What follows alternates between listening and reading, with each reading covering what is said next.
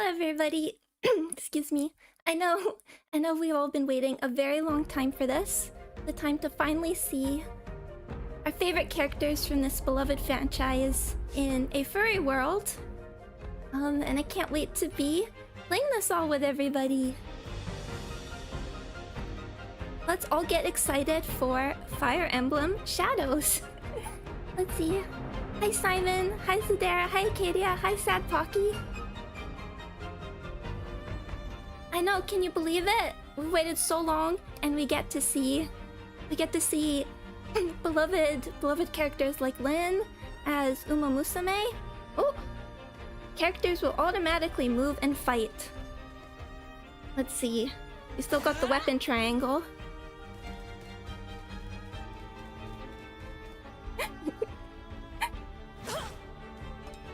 Oh, I see. Drag and drop magic onto the enemy to attack. I see. Oh, we got cooldowns.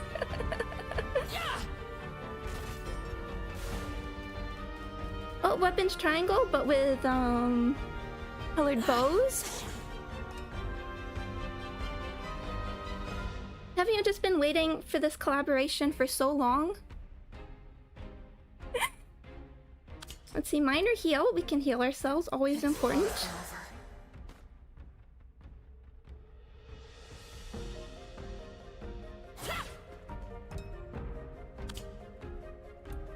Oh, AoE? No more. What is this game? You haven't heard of Fire Emblem Shadows? I'm so relieved you're safe. Not even Komaida's heard of it? Oh, as I've been saying, I've been so excited to be able to share this with everybody. I so want to have Uma Musume Lyn and like Barro Furry Lion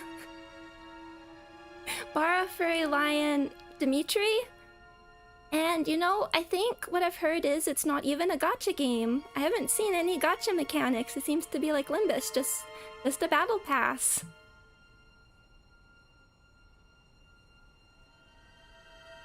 It's been so long since this was announced, and now we all can all do it. Okay. One sec.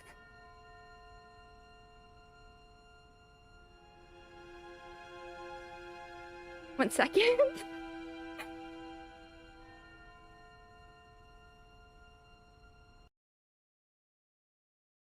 Oh, no. So that was Fire Emblem Shadows that was apparently shadow dropped earlier today. Let's get... Just getting Limbus here. Oh, hi Faust.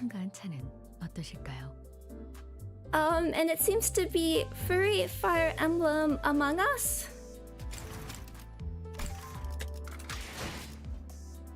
And let's actually get Limbus here. Which is the best thing that I think has ever happened to the franchise, and I cannot wait. Does it have a PC client? No. No. If it did, it probably would have been slightly higher quality. Seems to be an auto battler with Among Us mechanics. I would like to try it out properly, honestly. The no gacha thing, I think, just kind of sweetens the deal. But the first image I saw of it, even before I saw that it was announced, was like the battle pass sort of image. Okay, son, yes, we were just playing it because I know that we've all been waiting for our beloved characters to go to this furry world. And we have to get Uma Musume Lyn. But it shadow dropped today, released within an hour of it being announced.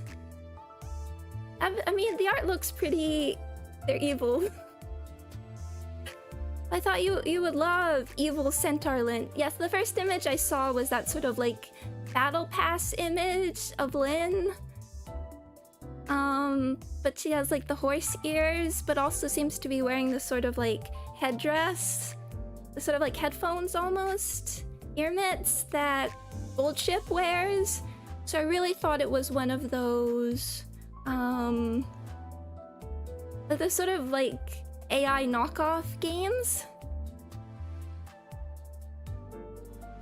Would Edelgard be horse, cat, dog, or some other? Well, I mean, if Dimitri's a lion, she's clearly gonna be like a harpy girl. Yes, everybody, please have fun on your own.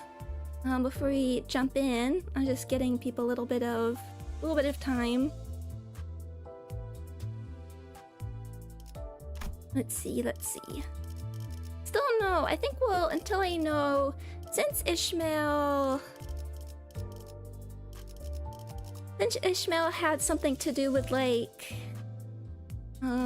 enemies that like benefit. Let's see. Oh, there it is. Let's take a. Oh.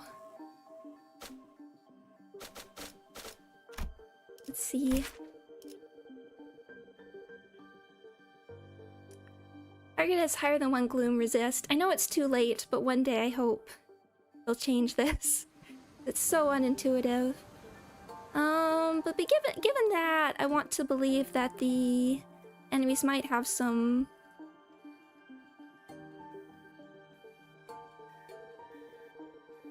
Might be weak to gloom, in which case we don't have to use rupture, we can actually use sinking. But if anyone's wondering, I will not be pulling on stream, so I'll do it in between this stream and next stream. Why don't we take a look at the units. When attacking just a single target, coin power +2. Wow, okay. Deal +100% more damage. That's more than I was expecting. Flash power +1 for every 4 sinking. Max 2, gloom resist, and I like this music. I know Arknights is also sort of known for their music. 2+ gloom resin. That's not much. 10% damage for every gloom resonance. One or more targets is killed. Killing targets is always a little harder to manage. But sinking bind. There's target parts broken. Killed units among the targets. Inflict 2 sinking against a random non-targeted enemy. Tremor burst. Reduce tremor by 1. I've been wondering if they were going to, if we are going to get like another sinking Ishmael, but a lot of this feels like keeping Molar Ishmael clashing, honestly. They have, so yeah, what is this? Just single enemy, the unit's leftmost attack skill on the dashboard gains clash power +1 and deals plus 11.5% damage on hit after clash win, including eagle skills. I mean, that's a bit more than, like, when fragile, isn't it? Substituted in min and max speed, clash power +1. I mean, honestly, I was saying, like, maybe they wouldn't do it, but it'd be cool if she would get her own regret, but this isn't bad. And what is the difference? I probably will. So this is the clash power. Target is 4. I probably will up tie 4 all of them, presumably. Flash power +1 for every 5 sinking on the main target. Every 2 highest resonance. Okay, extra 30% damage. That's just, and it's just regular coins, but negative.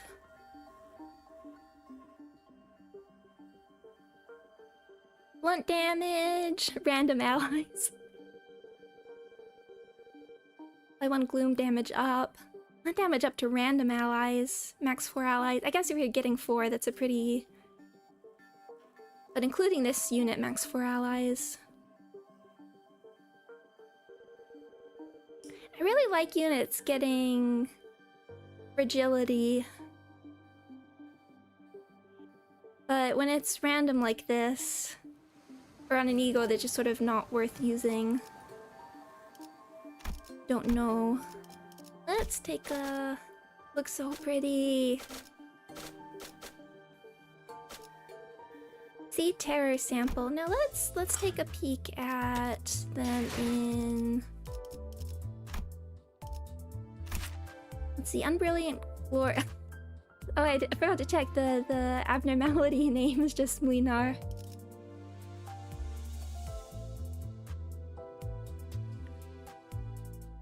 Oh, I super want to try this one out.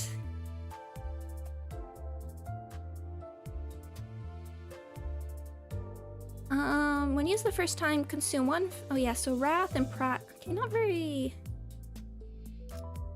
Oh, Wrath, Sloth, Pride. So Wrath, huh? Depending on the team, that can be a bit harder. Although, like, if we're Burn, it does seem to go well with like Fire Fist. That's not an issue as much. I was wondering if I was gonna bring him in with like Sinking.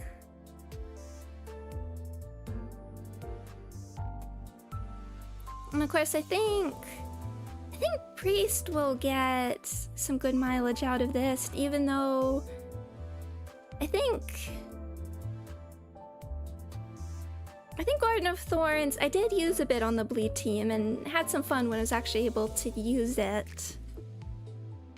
When used the first time in battle, 1 fewer Wrath, 2 fewer Sloth, 1 fewer Pride. These all go down to 1. Man in Scabbard, 1+, activate. Okay, so we only need 1. 1+. Incandescence, the skill does not hit an enemy, does not trigger, cannot be reused, and this is max stack 40. For every stack divide by 8, gain 1. Aggro, max 5. Protection, gain 10 stacks at turn end. I know, I wish the collaboration could stay, like even just the pack could stay, but I know a lot of people sort of talk about the legality of it all, and I won't pretend I know actually how it actually works. Ego gifts don't I want to see what the ego gifts are. It's only 10 plus 5, but where 40 Man in Scabbard becomes clashable at 40, and again gain up to 20 per turn, and wow, okay, so you don't really have to wait that long. Clash power plus 20. Where else do we see clash power plus 20? This unit cannot be staggered from taking damage, gains clash power plus 20, consume all Man in Scabbard, and gain the following effects, all of them rounded down. Can we get rounded up just once? Just once. 1 ego resource in the following order: Pride, then Wrath. Attack weight max 4. Okay. Defense level up once per turn. Stack was consumed. 4th coin deals 100% damage, and this unit gains 2 protection.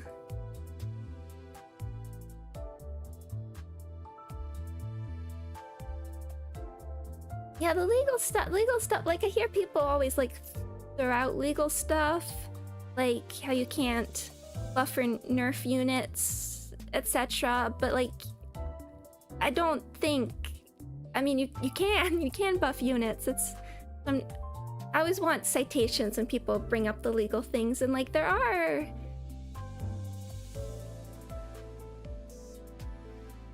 I feel like, did Bandori, I'm just trying to think of like collabs I have played, because there's like, the Bandori had a few, and I really, they had a Persona 5 one, and I want to believe the songs were left in.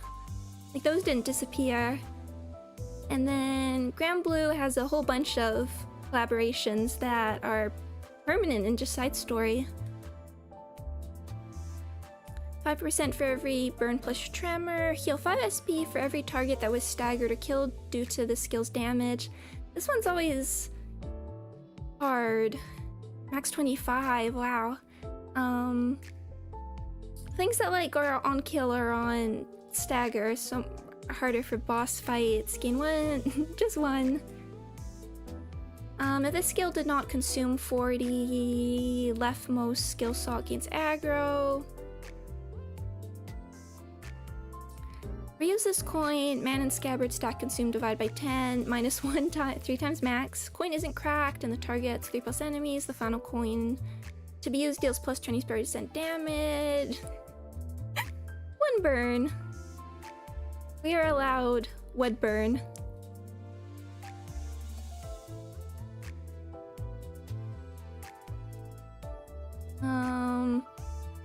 If this is the final coin, if target is 15% tremor potency, trigger tremor burst, reduce, use 4 times. 4 times, yes. Be stack.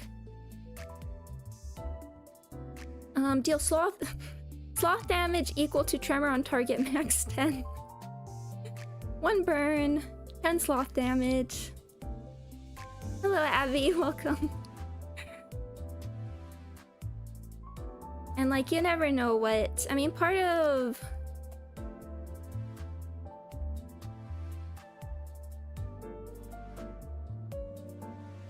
They keep doing this. Nobody likes it. It just... What is that? I mean, I'll take any damage. But if there's like sloth resist... I think for us who are used to gacha games, like, we're just kind of used to this whole thing, but why is it like this?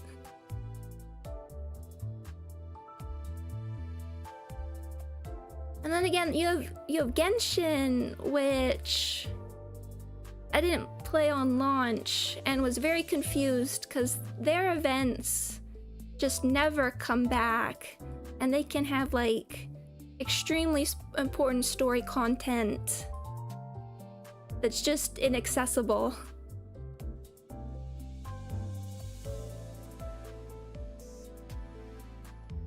There were like Scaramouche gets like introduced in an event, and I had no idea who he was when he appeared in the story.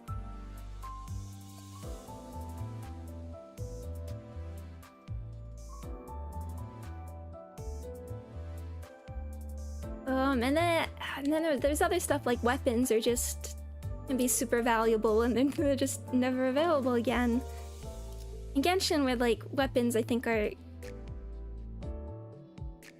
be really game changing, having the correct weapon.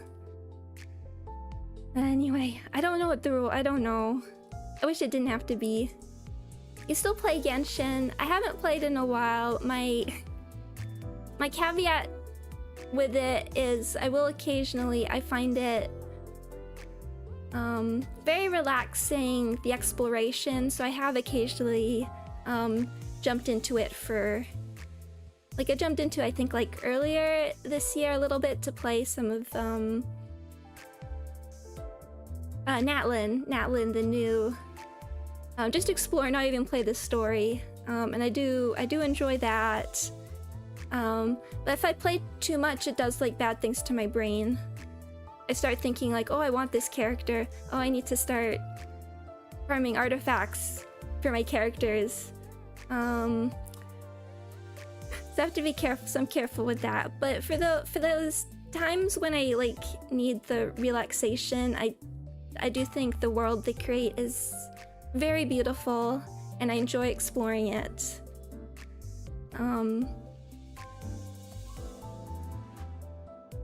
It targets randomly, 3 plus targets of coins, 1 to 3 hit without cracking. Okay, those are all red. The final coin deals plus 30% damage once per coin in focused encounters. Each part counts as 1 target. Consume all man and scabbard and gain the following effects. Gain stat, consume divide by 10 defense level, okay. Wow, for defense level, it's something. 40 stat was consumed, the final coin deals 160% damage, and this unit gains 2 protection. Unbreakable. Oh, 5 burn, 5 tremor. Base power -4 for every cracked coin, -16. Consumed, aggro. 15 plus tremor potency, trigger tremor. Okay, that's interesting. You need to have like a certain amount of. Like, I like that.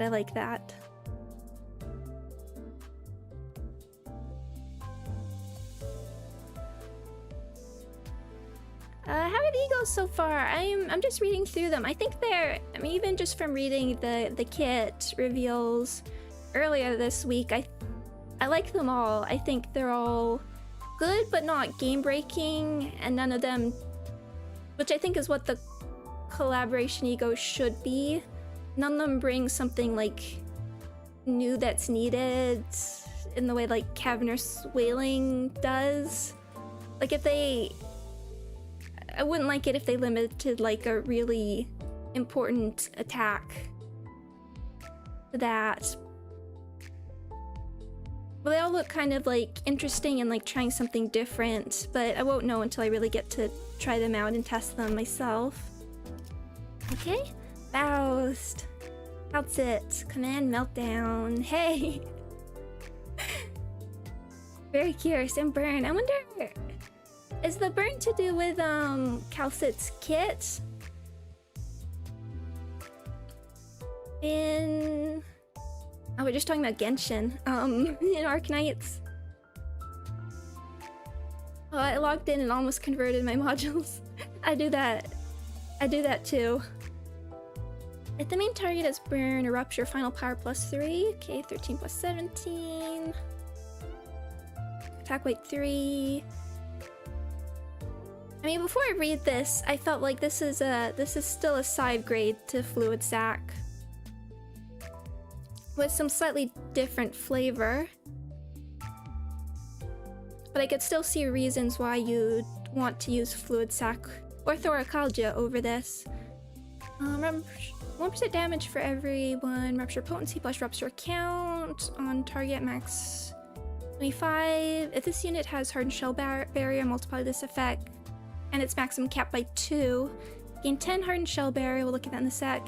Heal oneself and one ally with the least HP percentage by 30% of this unit's max HP. And Malfaust is tanky. If this unit is at max HP, heal 2 other allies instead. Only 2. I was hoping that would be like a little more. I mean, it so depends on the battle. It depends if it's a battle with like a lot of chip damage as well. When you, because there's times when I think like I want more targeted one unit healing, and sometimes like just being able to give everyone a little burst is okay. Heal 15 SP, okay, that's not bad, including this unit with the lowest HP, SP, excuse me, Rupture Burn and Hardened Shell Barrier. Gain stack divide by 3 defense level up. Is there anything that's rounded up? Immediately before getting hit by an enemy, consume half of Hardened Shell Barrier, gain protection equal to stack consumed, lose 3 stack, max stack 3, okay. Look at passive. Turn 1, heal oneself and one ally with the lowest HP percentage by Hardened Shell Barrier stack percent of this unit's max HP. If this unit is at max HP, heal 2 other allies. If heal receiving units are 25% or lower or staggered, multiply this healing's effect by 1.5. That is good. I like that this is just called Doctor. And it's called like Meltdown and has Rupture. Like, I'm a healer, but... Turn end. If the last ego skill Faust using this counter was Command Meltdown, lose only 1 stack of Hardened Shell Barrier at turn end. This effect activates the same turn the ego skill is used. Okay. We want to like keep up... You want to keep... Are you able to like keep up Hardened Shell Barrier?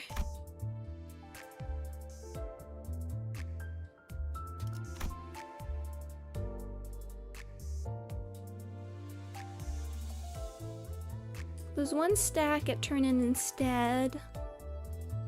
Okay. And corrosion. Attack weight, resonance, hardened shell barrier. Not stagger, kill any target. Take HP damage equal to. If this skill does not damage target or kill any target, take HP damage equal to 20% of this unit's max HP and gain shield equal to 3 goes in a row. Was it the right ones? This damage does not kill the unit. Max out the hardened shell barrier stack. Okay. Like 2 rupture count. I wish... I might be asking too much for these to at least be...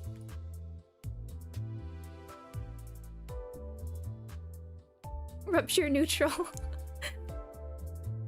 Not kill the unit, max out. Interesting.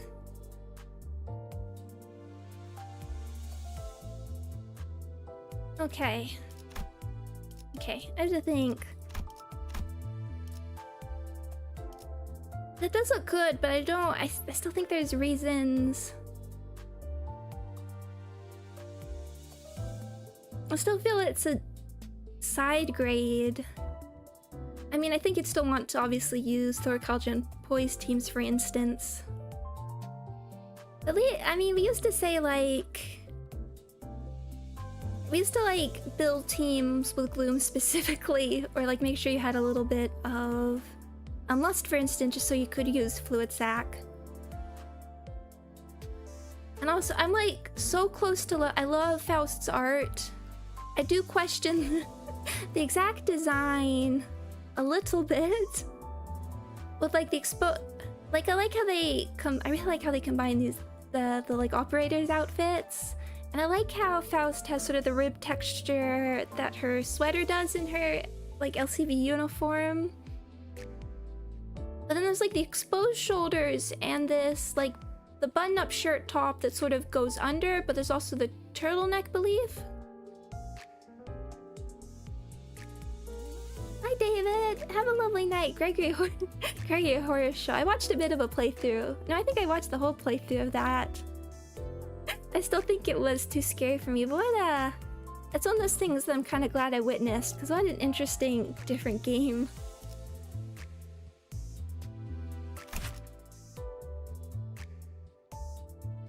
And Termane's oneself. Let's see, Poise, final power +1 for every 5 Poise, potency plus Poise count. Not hard, also slow. Yeah, I guess we knew this.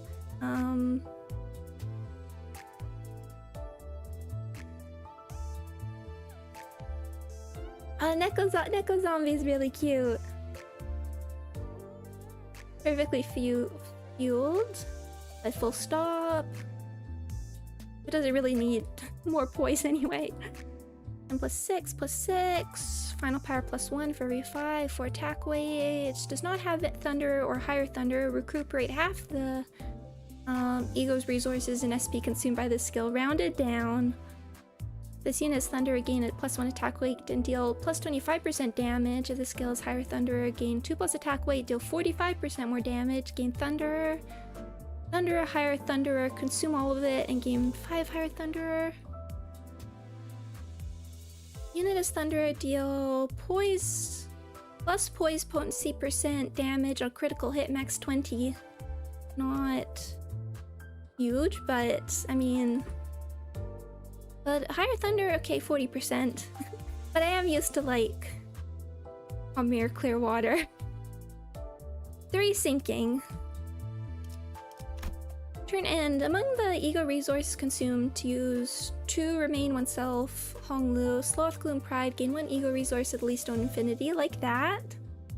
Deal +1% damage for a Thunderer, higher Thunderer, stack lost, or... Okay. During this whole encounter, max 15. I mean, not bad.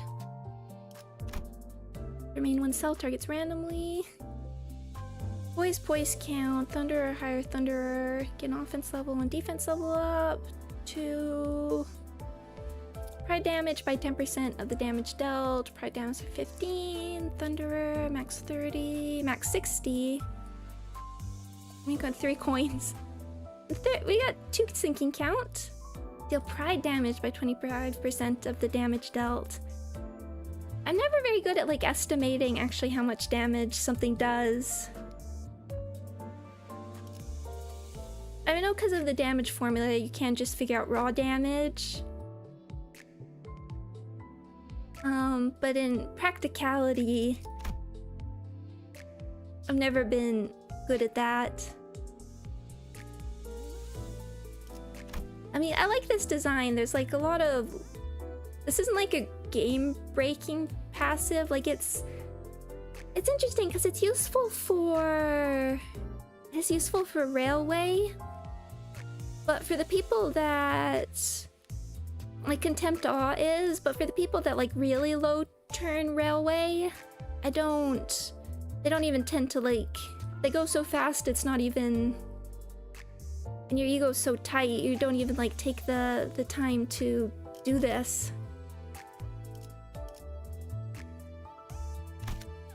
Okay. When it's blue, I wonder for people who've pulled, when you pull the ego, is like the like center orb different? Is that blue as well? I like blue. Okay. Yes, it's blue. Oh, this is the best. Light blue. Oh my goodness. Just for me. Oh, this looks so good. Hey, Fahrenheit, welcome. What is this? Don't worry about it. Well, those were intended to be placeholder emotes, but people seem to be liking them a lot. Look at this, just that little effect. I like seeing Dante's flames animated. I hope they like give us Amiya's announcer for as we're playing the event.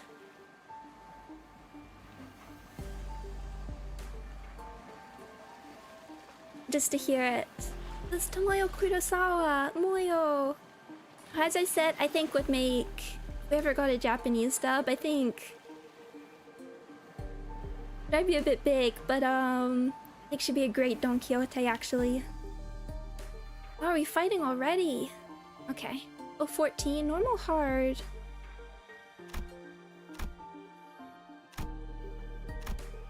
LCPC, let's see. Clear. Okay, we're jumping. Yes! Okay, weak to gloom. I think 55. I think we're gonna have to. Okay, if we have gloom, then I think I know what we're doing here. Let's just make sure everybody is. I want to use Faust.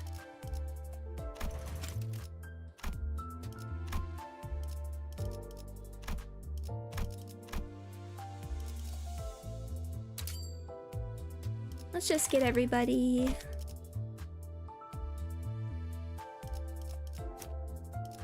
Oops, actually, where they need to be.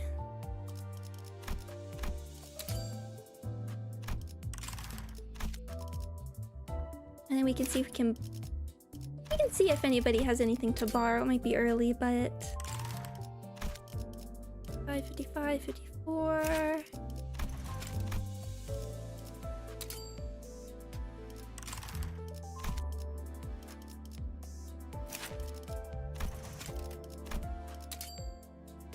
I'm running out of gold tickets. And then is everybody... Soda, very important. I got days. I guess we'll... Christmas Nightmare, we'll be replacing that. Okay, yeah. I thought we might... Okay, we're jumping into things. I thought we might be talking for a little bit. Hornet announcer. What did I look at? Hornet announcer. Cha! Garama!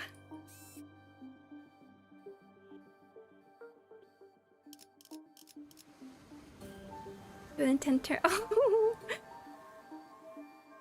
Oh, that I just read that again. Yeah, that's nice. I was wondering if we should... how this is gonna go. Oh! Oh, not Faust. Okay. 120번 홈로 Interesting. 준비는 끝냈어요. I just want to see if... I don't suppose, but...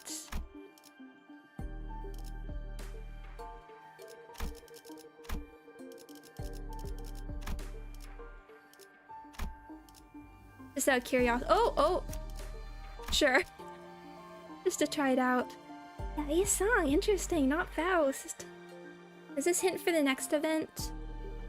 The only thing I was thinking about, I'm not really that educated in Arknights, but I was looking at a whole bunch of characters, because again I was talking about what kind of like... For collab number 2, what I'd like to see. There's like, I think it's an alt, but Hoshiguma the Breacher, I think she was called. That for Ryoshu. And Mostima for Meso. 입장을 알리는 음악 소리가 들리는군. One sec.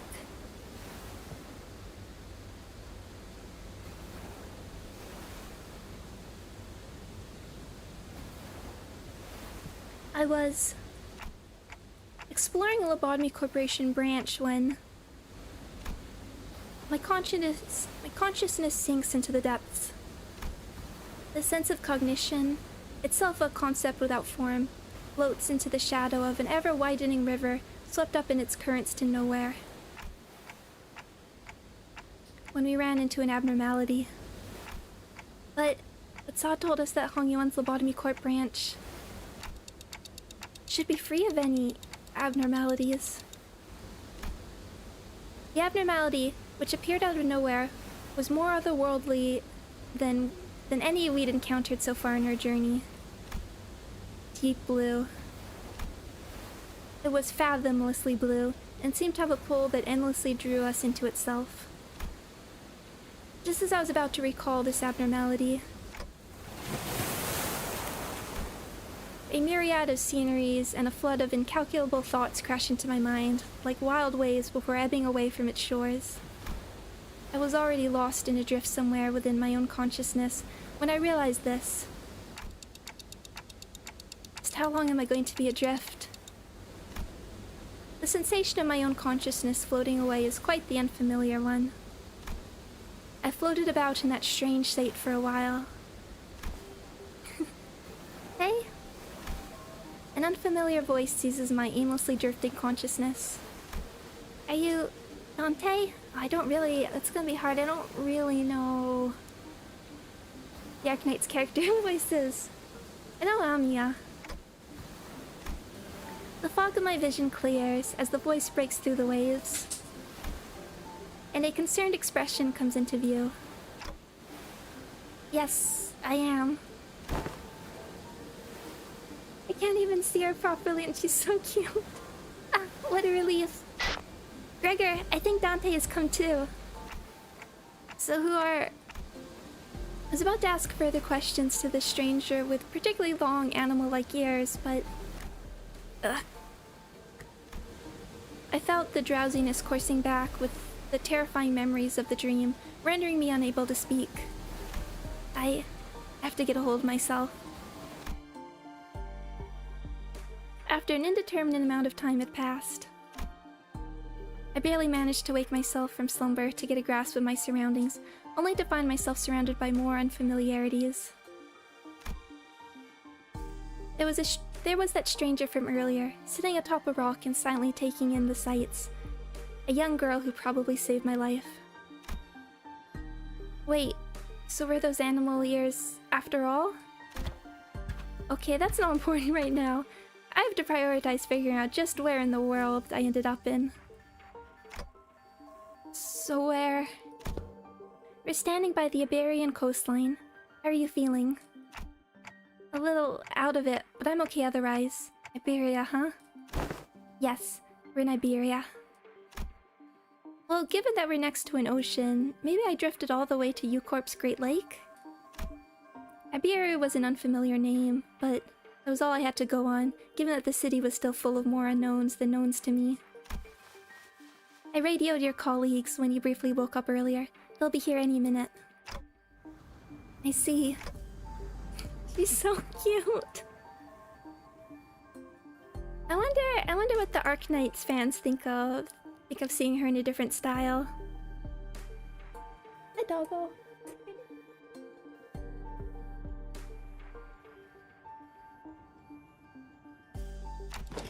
Wait, my colleagues? You must have run into the sinners then. The fog of my mind immediately clears as soon as I realize that the sinners were all nowhere to be seen. Sinners? I think so. I ran into them earlier. They're looking all over the place for someone with a clock for their head. It was a pretty unique description, so I could tell right away that you were the one person they were looking for.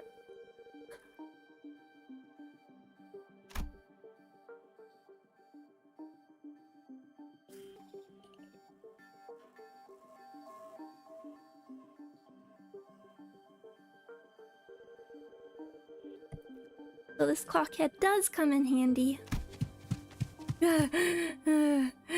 Manager Bud. Dante! I'd woken up in an unfamiliar place to an unfamiliar face, and in the midst of all of this all-around sense of displacement, the faces that appeared before me were certainly a sight for sore eyes. That's interesting. I mean, I'm just thinking back, like, the backgrounds in the city, unless we're like in T-Corp, of course, but not, are so much more saturated than this. I guess particularly we're also just comparing it to the Great Lake as well. Gregor, Honglu! Miss Rabbit here told me she found you unconscious by the ocean, and I came as fast as I could, and oh boy, I was worried that something bad might have happened. Glad to see you're doing fine. Were you lost at sea? I don't know. Well, I do think I'm fine though. I guess not having any way to drink water has finally come in handy. Was that Dante, like, bonking their head? You should get that checked out, just in case. Wait, your head's waterproof, right? Gregor takes a moment to steady his breathing, then mutters a casual quip as he lights a cigarette. Well, he doesn't seem that concerned. Maybe we're not actually in that much danger. So, what happened? Where are we? You remember entering that Lobotomy Corp branch Shi-chan told us about? Yeah. Yeah, we ran into a new abnormality, and I wonder if that's gonna be the final boss. That's the kind of thing we, like, set up. But it's not, like... I mean, if all the abnormalities come from, like, the collective unconscious, and, like, could it be connected? That'd still be connected to Arknights' Terra. Then could you get an abnormality that's based on Seaborn? Unless, I mean, I said there are no abnormalities, so it could just not be one. And got sucked into it before we even had the chance to do anything. Man, I really thought that was it for us.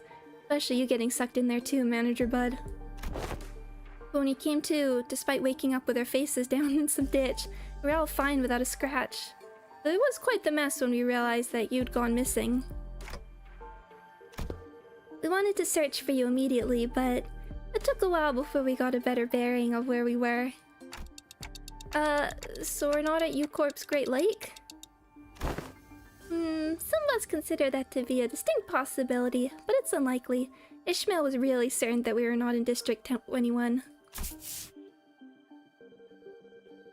She did concede that we might be in an unknown area within the Great Lake of the outskirts, but that doesn't seem likely either, given what the rabbit-eared lady there said. The outskirts region of the Great Lake. I've met all kinds of people from all over Terra, but I've never met anyone who referred to the Iberian Sea that way. Terra? Iberia? As I found myself puzzled by these unfamiliar terms, a very obvious question suddenly struck me. Speaking of which, who are you? Could have done that, yeah, and still no noticing that she can understand you, Dante. Not really? You fellas haven't introduced yourselves to each other yet? It's just that it's still just a lot to take in. It's understandable. You did just wake up from a pretty harrowing experience. She is. Actually, would you like to do the honors yourself? I'm Amiya, the leader of Rhodes Island. Please, just call me Amiya. I'm Dante, manager at Limbus Company. I know I'm late, but thanks for saving my bacon. Oh no. Seems that this Rodeo Island is a pretty big corporation, but... Gregor trails off ominously and scratches his head before continuing with some mild trepidation. This is the new R-Corp. This young lady with the rabbit ears doesn't know what the head is at all. As far as I know, there aren't any organizations in Terra with the same characteristics as the one Mr. Gregor explained. At least, not with a name like the head. Also, sorry, it's Rhodes Island, not Rodeo. Sorry, Greg is kind of bad with names. So, what you're saying is they were not in the city anymore? It'd be weird for any higher up at these huge corporations to know less about the head than we do, let alone be completely clueless about it. Well, maybe we've tumbled into a previously undiscovered zone of the outskirts or the ruins. Probably. Or maybe we just really found ourselves in a completely different world. If their conjecture is correct, we're in way bigger trouble than I thought. This wasn't like the time we accidentally stranded ourselves in the outskirts via the door in the corridor. Amiya stared at me with some concern as though she felt my distress. I think I can draw a connection to something else that's happening here. Really? Yes. Recently, anomalous signs and events have been occurring in Iberia ever since a mysterious dimensional door appeared at sea. And it's been said that this dimensional door is connected to something very, very distant. To something we've never observed before, so... Seems reasonable to theorize that the dimensional door is how we managed to cross over to this world. I really would have appreciated Faust's input. Where'd all the other sinners go anyway? Bit late on the uptake to be gawking around for other sinners now, don't you think? There's a settlement near here, where they're helping out with various odds and ends of the village. We'll taking turns searching for Dante, of course. You know, I never thought about how difficult it would be to search for someone when we're like fish out of water too. Man, barely even got a wink of sleep yesterday. Oh wow, they've been searching for over a day. Everyone's got to be really tired then. So it's just you two out here for now. No, Ishmael and Yusang are the other half of the search party, and we just happen to be the last group in the rotation. They must be searching elsewhere to find you, Manager Bud. We've got the news early thanks to Amiya's comms gear, but the other team didn't. Yeah, we got lucky. The other team, well, we don't have any way to get in touch with them, so they'll probably continue their search until their shift is done. Oh, are we talking about that village you mentioned earlier? Uh-huh. Right, you've not been there yet, huh? Guess it's a bit off the beaten path. Well, we're going to have to rendezvous with the other sinners anyway, so let's head to the village for now. Something seemed to pique Amiya's interest as she fell into a contemplative silence before carefully speaking up. Sorry, just checking. She's just sleeping. Whereas the Rainbow Six collaboration Dungeon Meshi, don't they have like Monster Hunter? Oh, and very important, there's the Ave Mujica collab. I think it's like going on now or just has been on. That's very interesting because those girls come from a world just like ours, just that every single girl is in a band. I would like to accompany you there. Sure, I don't see why not. Why not? You helped us find Manager Bud, and more importantly, you seem to know a lot more about this place than we do. Oh, I hope if she's not the announcer, I hope she's a guest combatant. I don't actually know Iberia that well either, but I should be able to be of some help. They've closed their borders and have practically locked out any foreign influences from affecting them, but I did get a briefing before the mission. Those borders, huh? And how do you get in, Miss Amiya? We followed Dr. Calcit's directions and illegally crossed the country border. Illegally? Oh, does that mean you crossed the border without obtaining any permission, Amiya? We had to cross the border somehow in order to investigate how and why the dimensional door came to be. One sec. Are you okay, doggo? Oh, can you not get out? Is that the problem?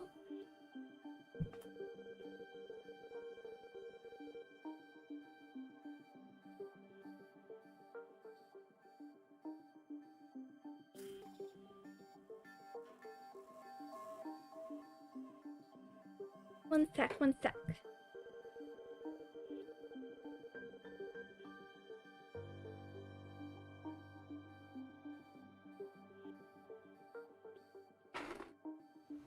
There we go, there we go.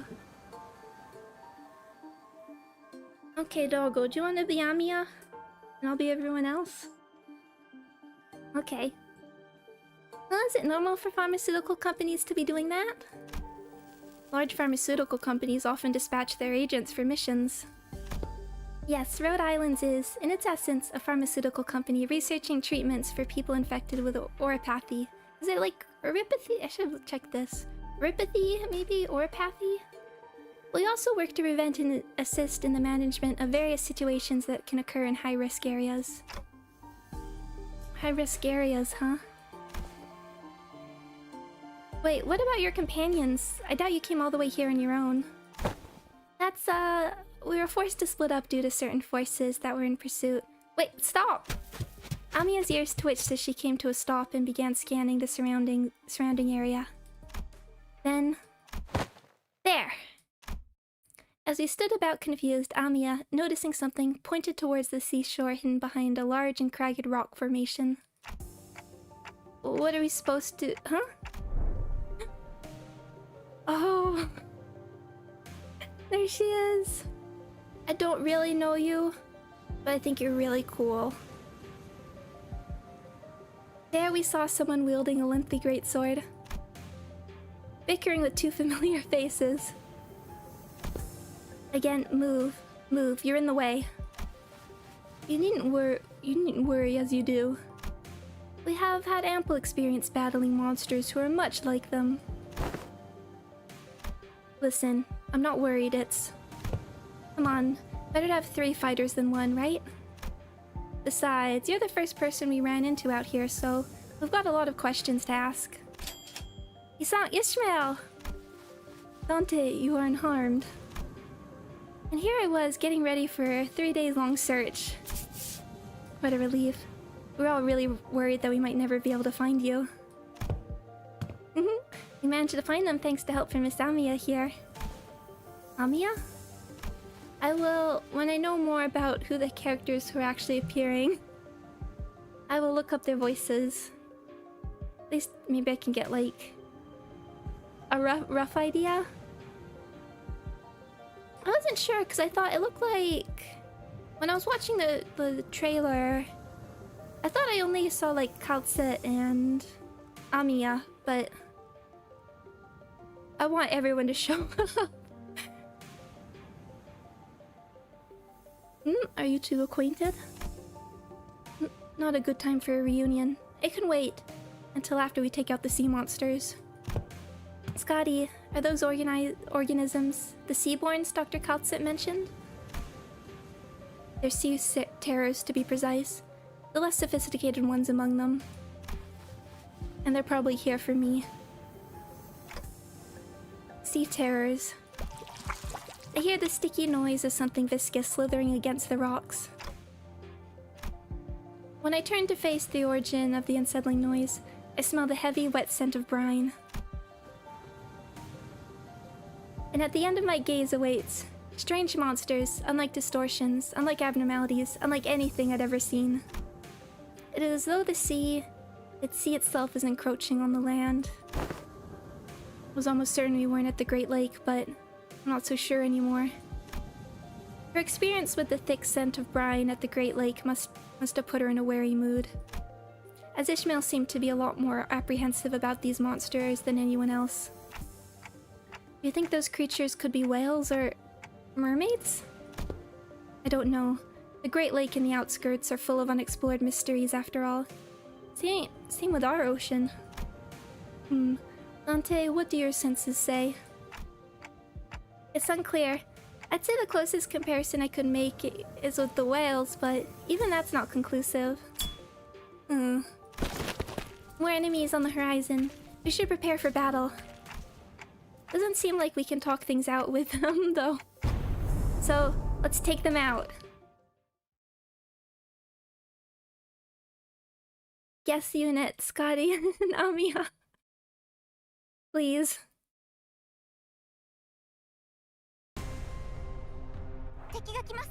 Yay! Oh, they're interesting. I remember seeing them. Okay, linked to a whole bunch of things. A lot of... They sound like they're pretty... I mean, gameplay-wise, they're pretty scary in Arknights.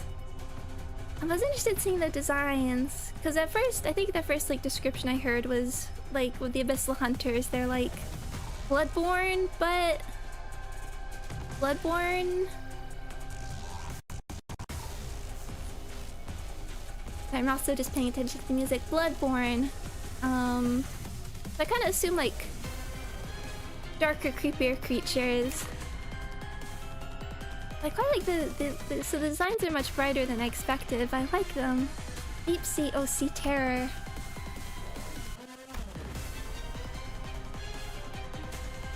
Okay, slam down if target is 6+ sinking, clash power +1. At 30, less than 3% HP, convert all coins on the skill to unbreakable coins. On hit without cracking, sinking, nervous impairment. Max stack 30. At 30 stack, become staggered, then take fixed damage equal to 25% HP and remove this effect. Scary. Ripping mutilation, and we're gonna take some. We're just gonna take some of these. There's too many. I wonder if we'll get some support. I don't have that much HP. Target is 6+ sinking, clash power, unbreakable, sinking, nervous impairment. Abyssal Whore, inflict +2 more sinking potency on targets without sinking. Nethersea Brand Utopia. When on top of Nethersea Brand, it's like a location-based thing. Also, these are all deep sea sliders. So we haven't really had that, but I assume with Arknights and the tower defense, with like tiles, you can do stuff like that. Gain clash power +2 and double the amount of nervous impairment inflicted on hit. Sinners on top of Nethersea Brand. At turn end, take fixed damage equal to 5% HP and gain 3 nervous impairment. Greatly increases the nervous impairments. Stack Sea Terrors on top of Nethersea Brand. Scary. Oh wow, okay. Nethersea Brand's influence expands towards Sinner territory with each passing turn. Stage 1 Sea Terror territory affects 2 frontmost sinners, affects 5 frontmost sinners, affects all sinners. Okay!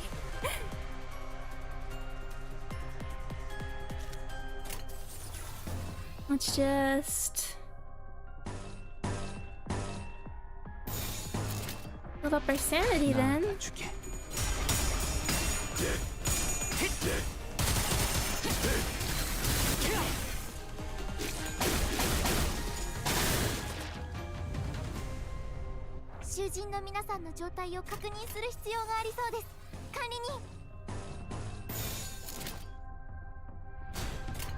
언제까지 버티나 보자고.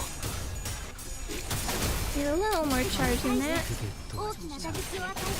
잠든 그대를 기릴 테니.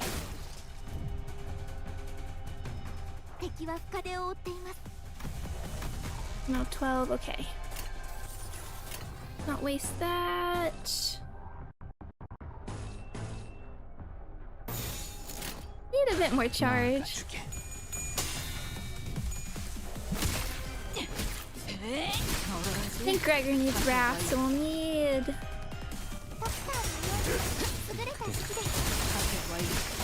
either have him or Homu skill 3.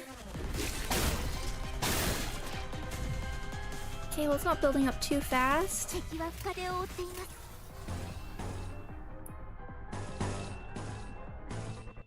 Just get rid of them. Need more charge.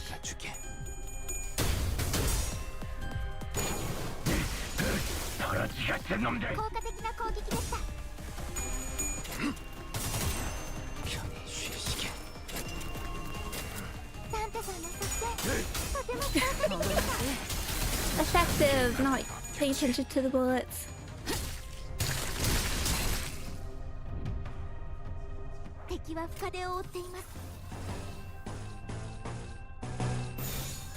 오작 터뜨려주지. 휘말리기 싫으면 비켜! 조용히.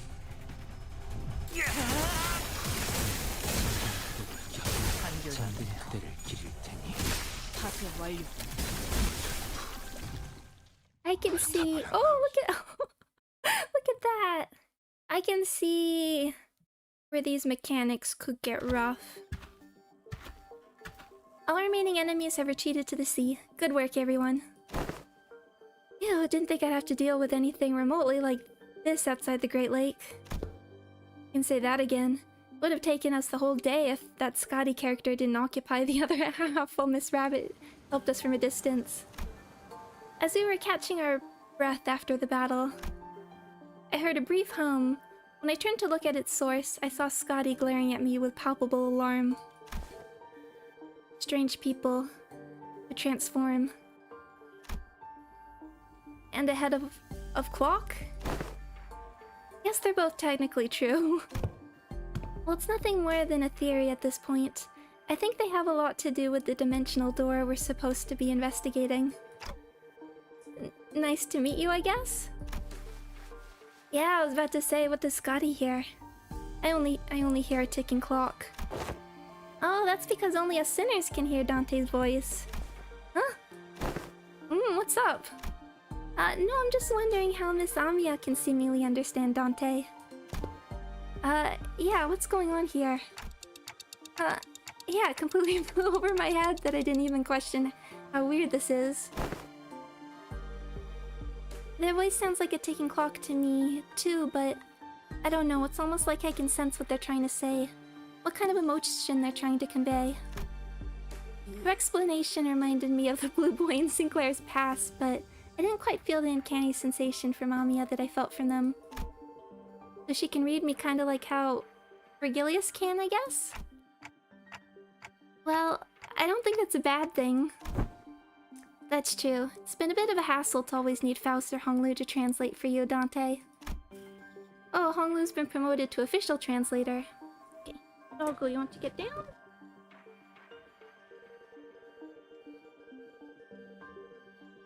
There you go.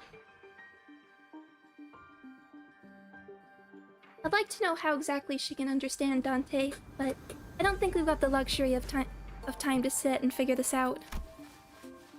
So, are we heading back? Sounds like a plan. It's not like we know anywhere else to go, right? Oh, Miss Rabbit here will be tagging along too. She said she'd help us find our way back. I'm glad to be working with you two also, Miss Ishmael, Mr. Honglu. Took the words right out of my mouth.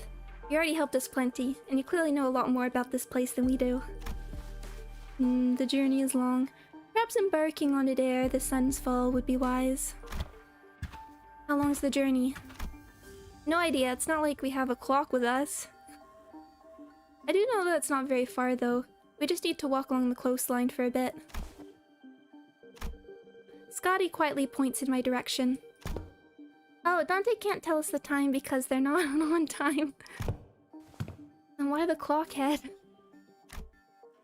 I didn't exactly choose to get myself a clock-shaped head. I looked away from Skadi's inquisitive eyes, which were quite solidly fixed on my head. The coasts of Iberia are probably a good place for people to live. Those things can go anywhere in this world, but they thrive at places that meet the ocean. How did people manage to build a village at a place like this? The monsters are called seaborns, or sea terrors, yes? Well, it's true that they pose certain difficulties. They're hardly the kind of monsters with the strength to bring scourge and drive out the local populace. Don't judge them based on that brief skirmish. Just telling us to be on our guard, right? Skadi can be a bit curt, but she's not a bad person. I don't think she said anything wrong. Nothing rules out the existence of stronger variants of these creatures being out there. Yeah, and you always gotta be prepared. Skadi's concern only served to fan my curiosity, but something about her expression communicated that I probably shouldn't pry, so I quietly quickened my pace as we walked through the village. I love this background.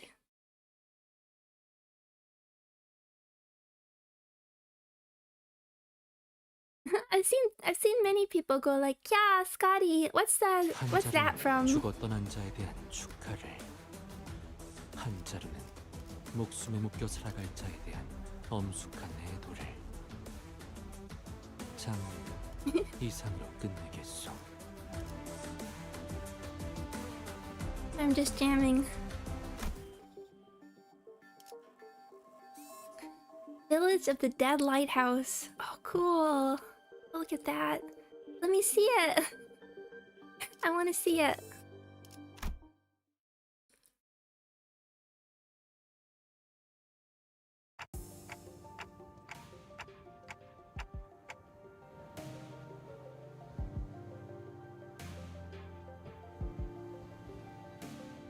This hardly looks like a village. It's more like the ruins of one, isn't it? It doesn't seem like they've done any proper upkeep to the place. Not in a while, at least. Oh, there's the other character I saw. I saw because people also like were picking her as the... Was it Irene? People were also picking her as like an Ishmael option. She looks cool. I'm trying to... What's going on just right here?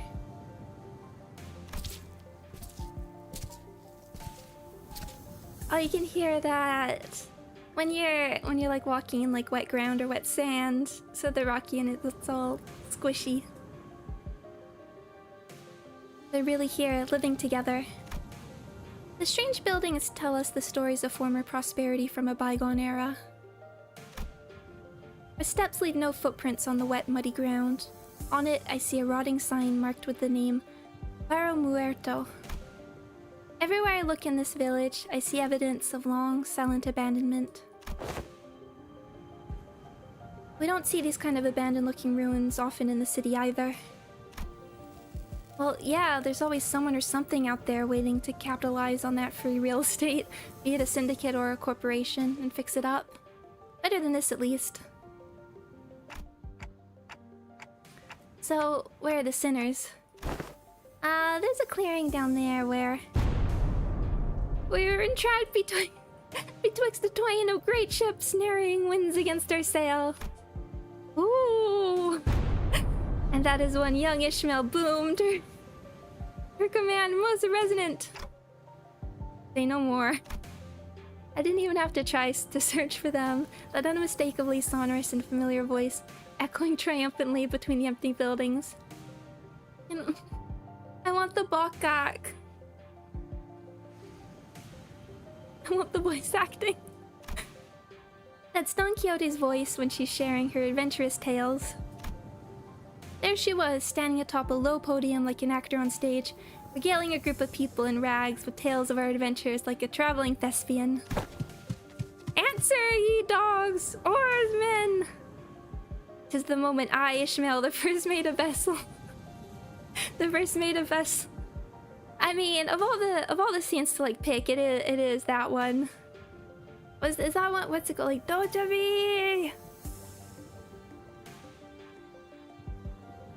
Is the moment I, Ishmael, the first mate of vessel Mephistopheles, shall never... Ah! Stop! Hold on. Just what do you think you're doing? Young Ishmael, unhand my mouth, for I was just about to regale them with the most fantastic tale of adventures at the Great Lake. Manager Esquire! Verily, thou hast returned with Manager Esquire safely in tow. Oh, they found Clockhead? A burning clock for a head? Oh, they got the feathers. I was actually gonna say earlier, I want to see it. Just show me the NPCs. I want to see all the designs. When I was a child, I heard a story about a legendary sarcas with a flaming head. Why would someone like that visit our humble village? While their exterior may carry elements that inspire fear in some, there is no cause for alarm. Yeah, they might look like that, but they're Dante, our manager, and the rest are... Oh, hello. I'm sorry, who are you two? They're two very nice people who helped us find Dante. This is Miss Amiya, leader of Rhodes Island. This is Miss Skadi, their operator. They'll be coming along with us all for a little while. With us? We believe that the dimensional door, which we at Rhode Islands are investigating, has something to do with why you suddenly woke up here in Iberia. As Amiya was bringing the sinners up to speed. Thank you for the Arknights lore. I was curious, I know Dante would stand out, but I guess you'd answer this in like the Rainbow Six. Would it stand out in Terra to not have like animal ears or feathers, or I mean, would it stand out to like just look human? I guess is the doctor meant to look like that?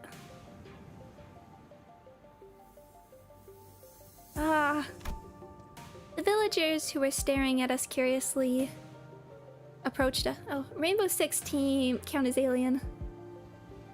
Oh, there's some operators that have very few if any animal features. Oh, right, obviously we just have Skadi. I know the fish one don't have like really distinct animal features.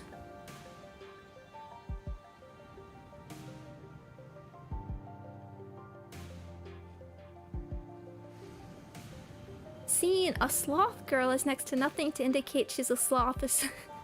Aside from, I need to look up scene. Also, revenant sarcas that transfer their soul into a robot body. I do find the. I was digging into a little bit to prepare for this event, but not like super deeply. I do find the way they sort of like all the like countries, sort of parallel Earth countries, like really interesting in a way to sort of like explore human history in a way, which of course I really like history. I don't think I really like connected like just how close they were meant to parallel.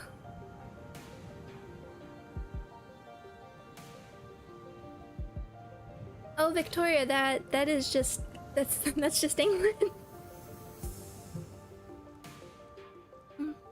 Time.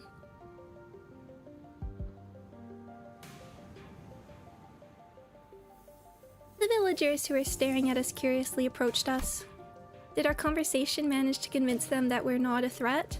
I sure hope so. Ah, you're friends of our saviors. Saviors? Verily, 'tis quite the grand title, yet that is indeed the word by which we addressed. To be more precise, by saviors they're referring only to Faust and Otis.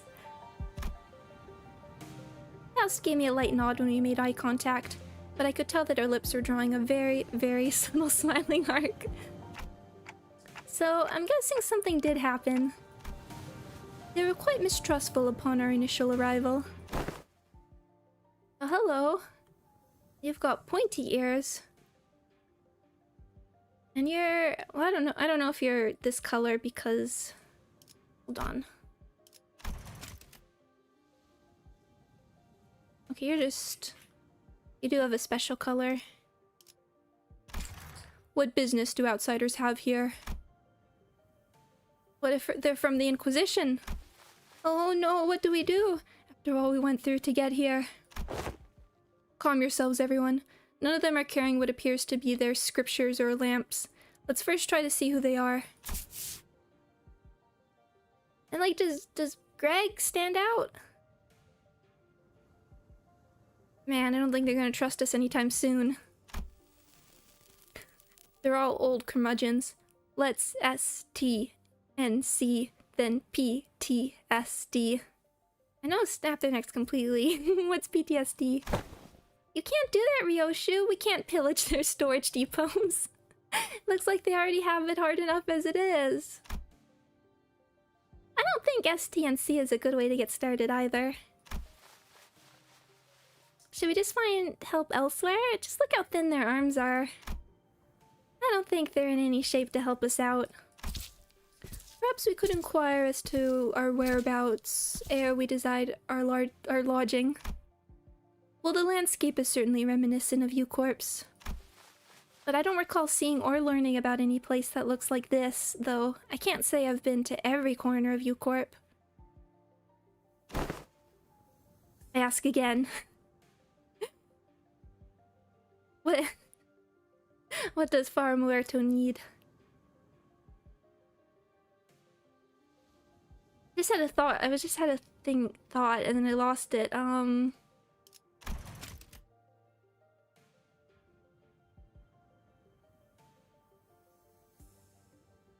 Just completely lost it. Ask again, what business do you outsiders have here? Their fingers are tightening around the grips of their weapons. Prolonged silence will most likely turn this into a hostile encounter. You can't have that. Hi, we're from Limbus Company, we're fixers of justice. Yeah, that. Fixers of oh, wait, don't you know when to keep it down? Fixers? But over there, it's a ship blueprint, isn't it? Are you looking to repair a vessel by any chance? All these construction materials seem to suggest so. Chief.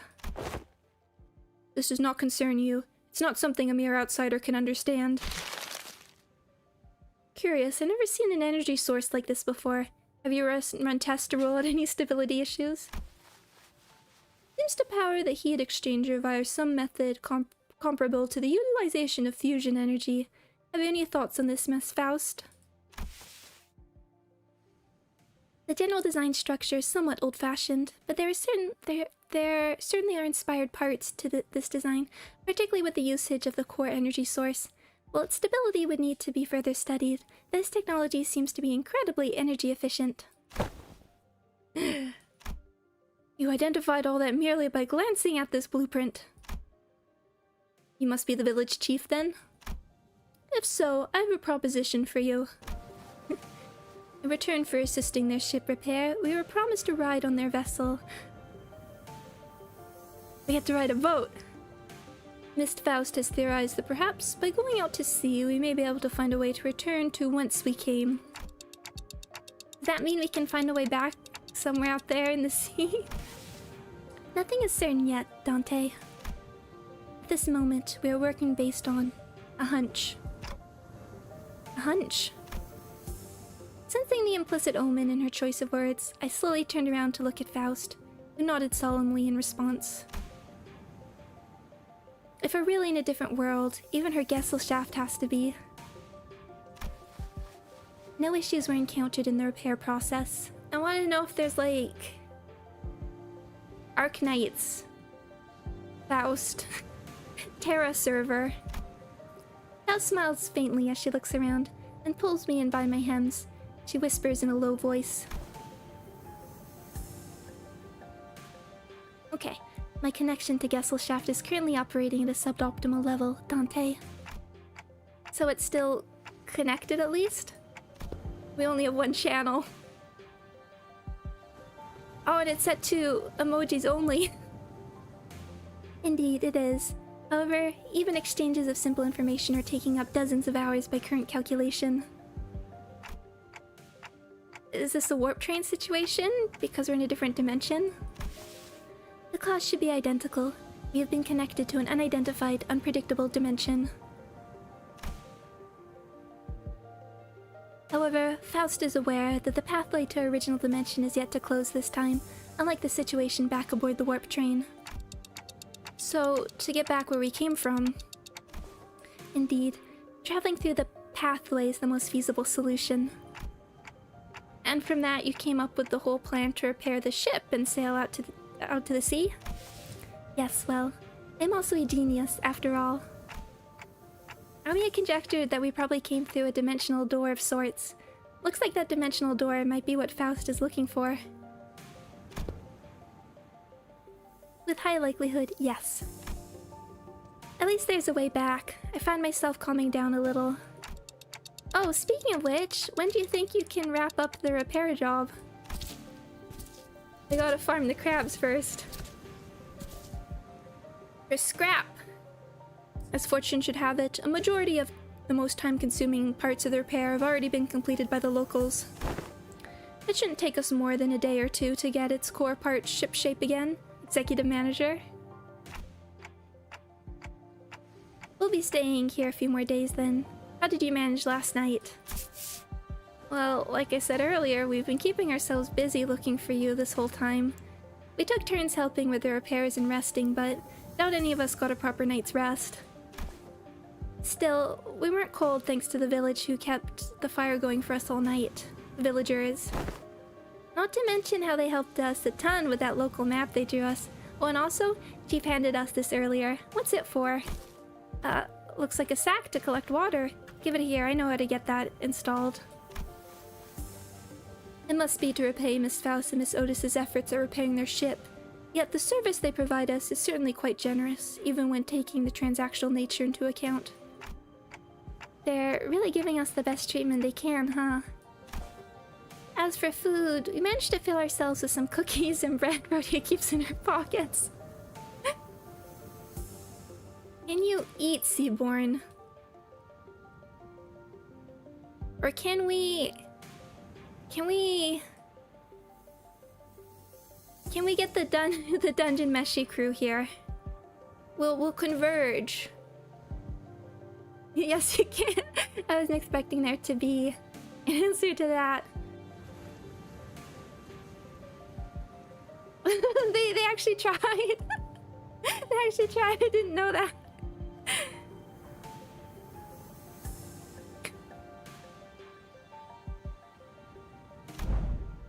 He carries enough cookies and bread for 12 people? They did offer us some nosh, those dried fish things, but we refused. I ain't taking food from the needy. No need to concern yourself so much with our hospitality. You have done more than enough to earn your keep. I turned around to look at the source of that low, rumbling voice, and saw an old man in an outfit that seemed to distinguish itself among the other villagers. Oh, you have like a little... your necklace, your chain, it has like a little symbol there. There you are, Chief. Is there a place for us to stay the night?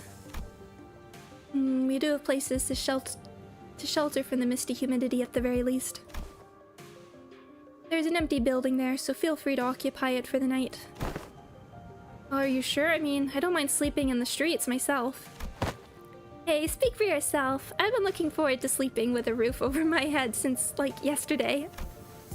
You'll catch cold sleeping in the elements in this environment, which is fine by me for the rest of you. But we cannot afford to have the executive manager or our honored guests suffer that fate. Can Dante get sick? Honored guests? I heard what happened from the 4 who left in search of the executive manager. First, I would like to begin by imparting my infinite gratitude to you for finding and rescuing the executive manager. I hear that you're a leader at a pharmaceutical company. This acquaintance shall certainly come in handy in case our stay becomes significantly prolonged. Haha. I'm just surprised by your boldness to say something so materialistic when they're standing right there. Can I stay in your village too, Chief? The village chief took a brief glance at the hems by her wrist, then nodded.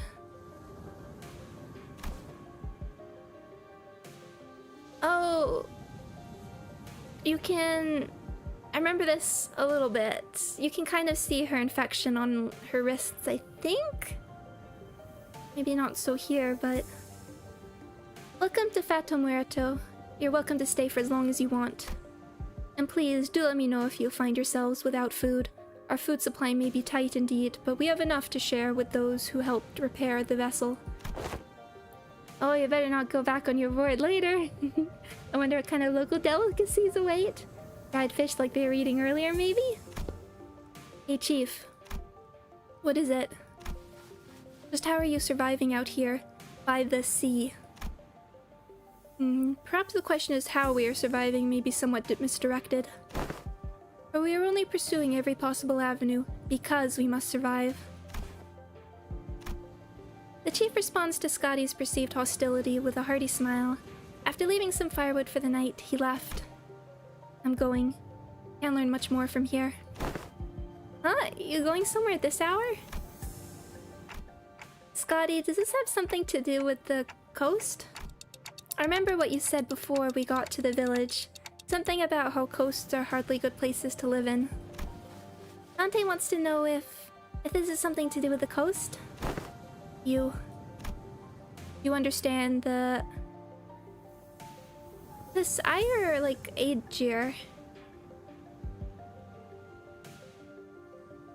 Aegir? Language? Aegir language? No? Dante, Skadi just spoke it. Oh. Agir? Agir? Thank you. Dante, Skadi just spoke in Agirian. I couldn't understand a word of what Skadi and the Chief's conversation. Whoa. I don't speak Agirian. I know there's some English voices. I was thinking, I don't know if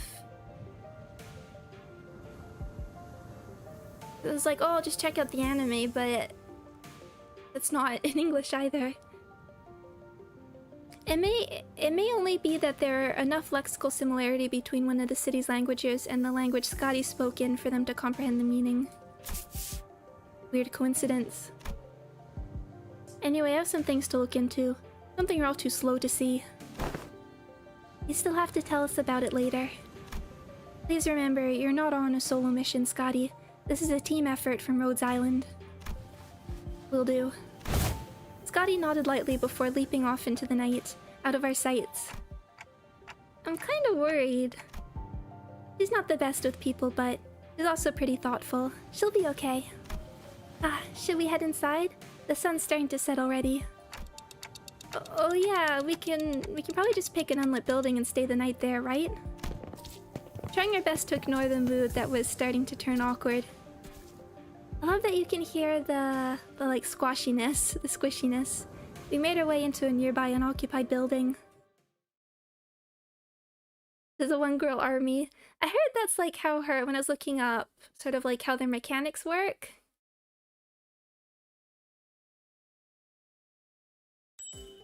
That you can kind of just drop her on her own. Hera.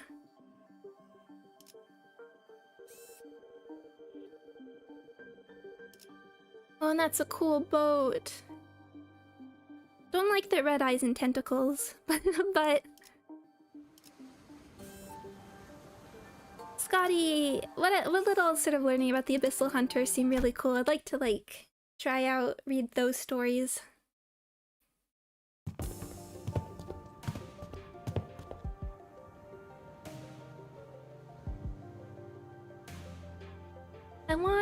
I wonder, do they have like their own music that could be remixed here?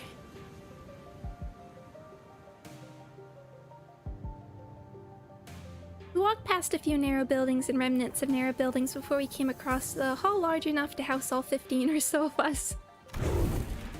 Okay, now we're ready. With the curtains on the window removed, the smoke has an exit. Whoa, I thought we were doomed to shudder ourselves to sleep with the soaking wet firewood and all. I had no idea that'd work. We just have to get a small fire going underneath it until the wood dries up and catches fire. The downside being all the smoke. It's clear that she has some field experience, unlike some fools I know. I shan't sit here and let her carry the burden of labor alone. Bequeath upon me thine ingredients, young Rodion. I shall conjure a pot of special fixer soup. You're making soup with cookies and jelly? No, you're not getting anywhere near the kitchen again. Not after what you cooked up last time.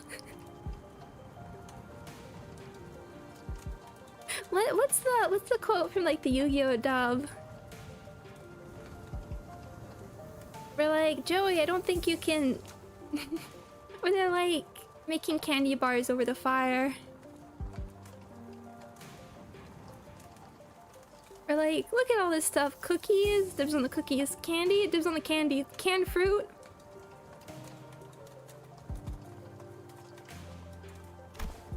Well, I must admit to a certain level of interest. As many of our fellows viscera are off rack with intense agony upon ingesting dishes of your making, perhaps it would be wiser that we save the occasion for a safer environment. Right, don't you remember? We agreed to leave cooking to Mayor Oti if we're in a situation like this, remember? Did we? See, I think it's become sort of an unspoken rule after everything that happened. Remember back during last year's cooking contest at K-Corp? They were the only 2 people who managed to get remotely positive reviews. Yeah, thank you, Blue Boy Man. Joey, I don't think we should cook candy bars. Back up, I know what I'm doing. Oh, does that mean we'll get to try Otis's cooking once again? Denied. We still have plenty of high-calorie foods like cookies and jellies here. I find no reason to do something so inefficient. I'm glad to see that everyone's still energetic, given the circumstances. It can't be easy to suddenly wake up in an unfamiliar environment. Well, we're all quite used to getting thrown into unfamiliar places. Speaking of which, did you manage to reach your colleagues, Amiya? She shook her head, concerned.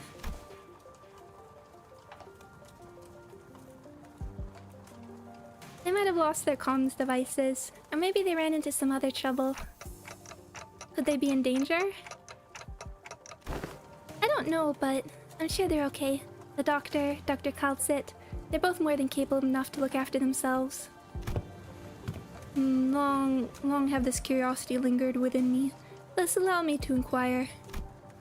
Corporations are, by their nature, organizations in pursuit of profit. But yeah, doctor, what voice? I'm sure I will just do every doctor line delivery in the same way that Dante would do it. Thanks for saving my bacon. Yet the activities of your corporation resemble those of charity organizations, as opposed to a pharmaceutical company. Is there aught that might explicate this blurred distinction? I wanted to know too. How come a pharmaceutical company like Rhodes Island's helping people? Something about what Honglu said brings back unpleasant memories. The horrible experiment seen through the cascade of flowing tears in the face of suffering, the embodiment of greed that left a terrible wound in Honglu's fathoms. The pharmaceutical companies I've seen in my journey were corporations that, despite possessing the capacity to heal, chose to obsess over the profit it can provide. There are many in Terra, those who are suffering from a disease. The disease crystallizes you. It spreads deeper and deeper into the infective's internal organs, eventually culminating in their death. It's called erypathy. Amiya showed me the back of her right hand, dotted by what appeared to be obsidian crystallizations. Its appearance reminded me of the biotreatments from the back streets, but there was something more to it, something more restless, more sinister. It's a terrible, painful disease, but there haven't been any recorded cases of full recovery. But there's an even worse problem. Pray tell, what could possibly be worse than an incurable, deadly disease? The way they treat people.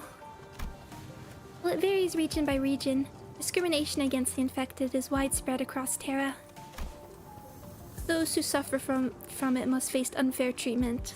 Is that what's going on? I mean, I don't know the culture of Iberia, although an inquisition doesn't sound good. Is it an inquisition against the infected, possibly? Or are they part of it?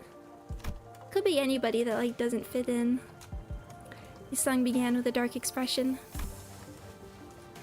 Some are quarantined in places with terrible, inhumane conditions, and there have been massacres too. I don't mean to be callous, but is this erypathy highly contagious? No, there have not been any recorded cases of infection by contact, as long as the subjects are alive. But when the infected dies, the crystal growths on their body decay and turn into dust, scattering, which is what spreads the plague. Then, barring environments like active battlefields where casualties are to be expected, staying within close proximity of the infected in daily life seems to pose hardly any risk. So what's the problem then? I already passed the point of caring about what the problem is.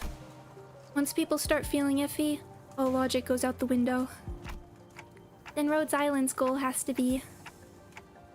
Yes, it is important to develop a cure for erypathy, but... I think what really matters is that we change the circumstances for the better for the infected. That's not going to be an easy endeavor, though that is what gives your effort more meaning. I hope you can achieve that goal, Amiya. I really do. For truth. City, this world. We both live in worlds full of surprises, don't we? What kind of world did you come from? This city? What kind of place is this city anyway? The kind of place with too many pointless rules. The kind of place where the moment you think, isn't this too much, you see something even worse. Try as I might, I couldn't think of a single positive thing about the city.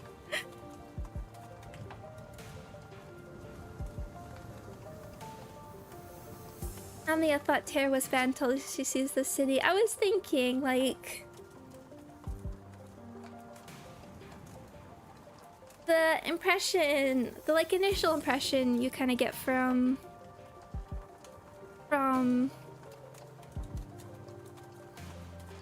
like Terra and the Urbithy, like, because I watched the original season of the anime and it was kind of miserable. Or the first season, I should say, though I don't remember the exact details.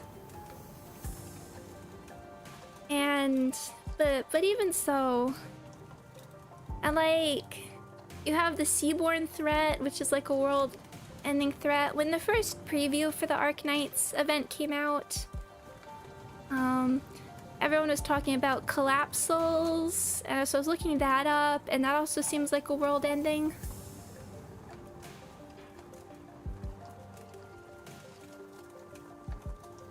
Arknights is like a setting where the world is actively ending. The pros pode ham and pang pang. World where the world is actively ending.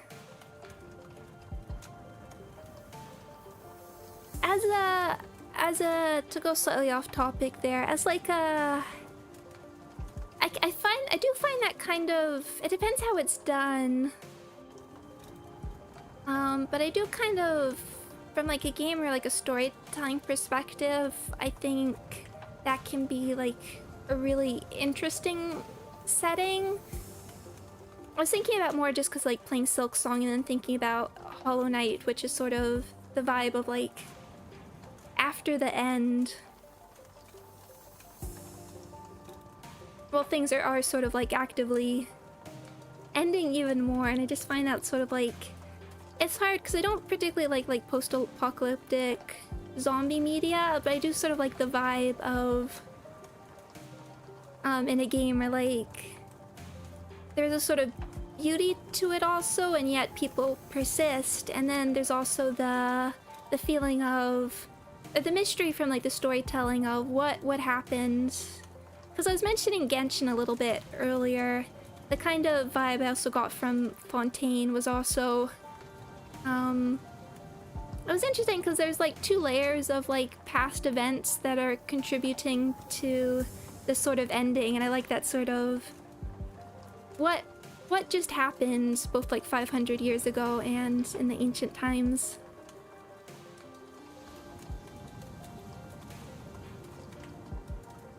But it's a hard thing to balance. As I said, I don't particularly like zombie post-apocalyptic media. There's a sort of like beauty in like ruined environments in a way.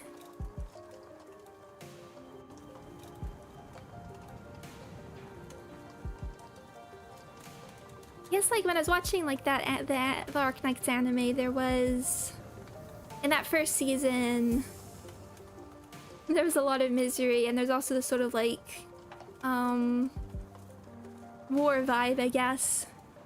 Everything was sort of militaristic. But when I look at like beyond that,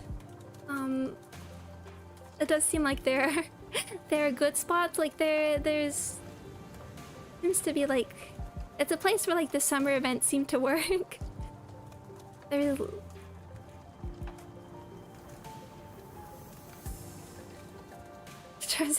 I couldn't think of a single positive thing. That's miserable. The sinners seemed to be in agreement, as most of what came after was quite scathing. The kind of place where good deeds rarely ever go unpunished. Where sympathy is a good attitude to have if you like getting stabbed in the back. Nothing good ever works out there. Succinct? It's an irrational place, full of absurdities.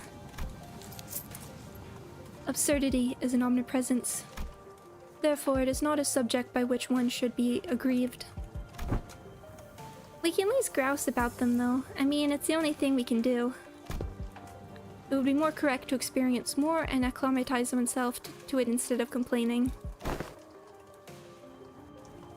You did say something like that last time. Just as the mood was starting to turn rather sour, Don Quixote's shout shattered through that awkwardness. Verily, nary day goeth by untarnished by villains and their fell deeds. Yet worry thee not, for where evil riseth, so doth fixers of justice too. Don Quixote jumped from her seat and passionately shook her fist.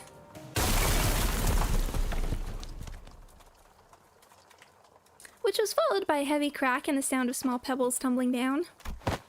Don Quixote, watch out! Ooh! Hello? Who are you? And from behind the wall, she accidentally broke down. An unfamiliar visage of a villager appeared and stared back at Don Quixote. It appeared that she was eating something out of a can while reading a book. Trying to get the, like...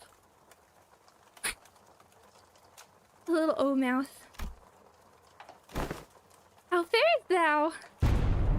Where's thy foot? You gotta apologize first. Last seemed a tad too hyper today. It makes for a good adventure. Apologies, for I'd hardly expected the wall to crumble with such ease. Art thou unhurt? Any injuries? To? Retell to what? Forget the apology. I just want to know what happens next. The fixers of justice rose up to do what? Oh! Oh! Has thou come to hear the tale of fixers? I don't know about coming to us, given how Miss Don Quixote was the one who punched the wall down. Ahem. Oh, is it too late an hour? I don't mind waiting till morning if you want to sleep. Nay, not at all. 'Tis quite an early hour for tales. In fact, prithee, seat thyself here. You ungovernable fool, calm down. We don't even know who she is. I know you forget to share those fixer tales over there in the corner to not disturb our sleep. Thou makest a request most untenable. These tales deserve to be announced to the world with great gusto from the center. Yeah, that's the best way to hear those kinds of stories. We should probably introduce ourselves to each other first. Name's Mayers. How should I put this? Ah, did you meet the village chief earlier during the day? He's my gramps. Oh, that nice guy? He had a granddaughter. Yet I've not seen you once, Miss Mayers, under the sun.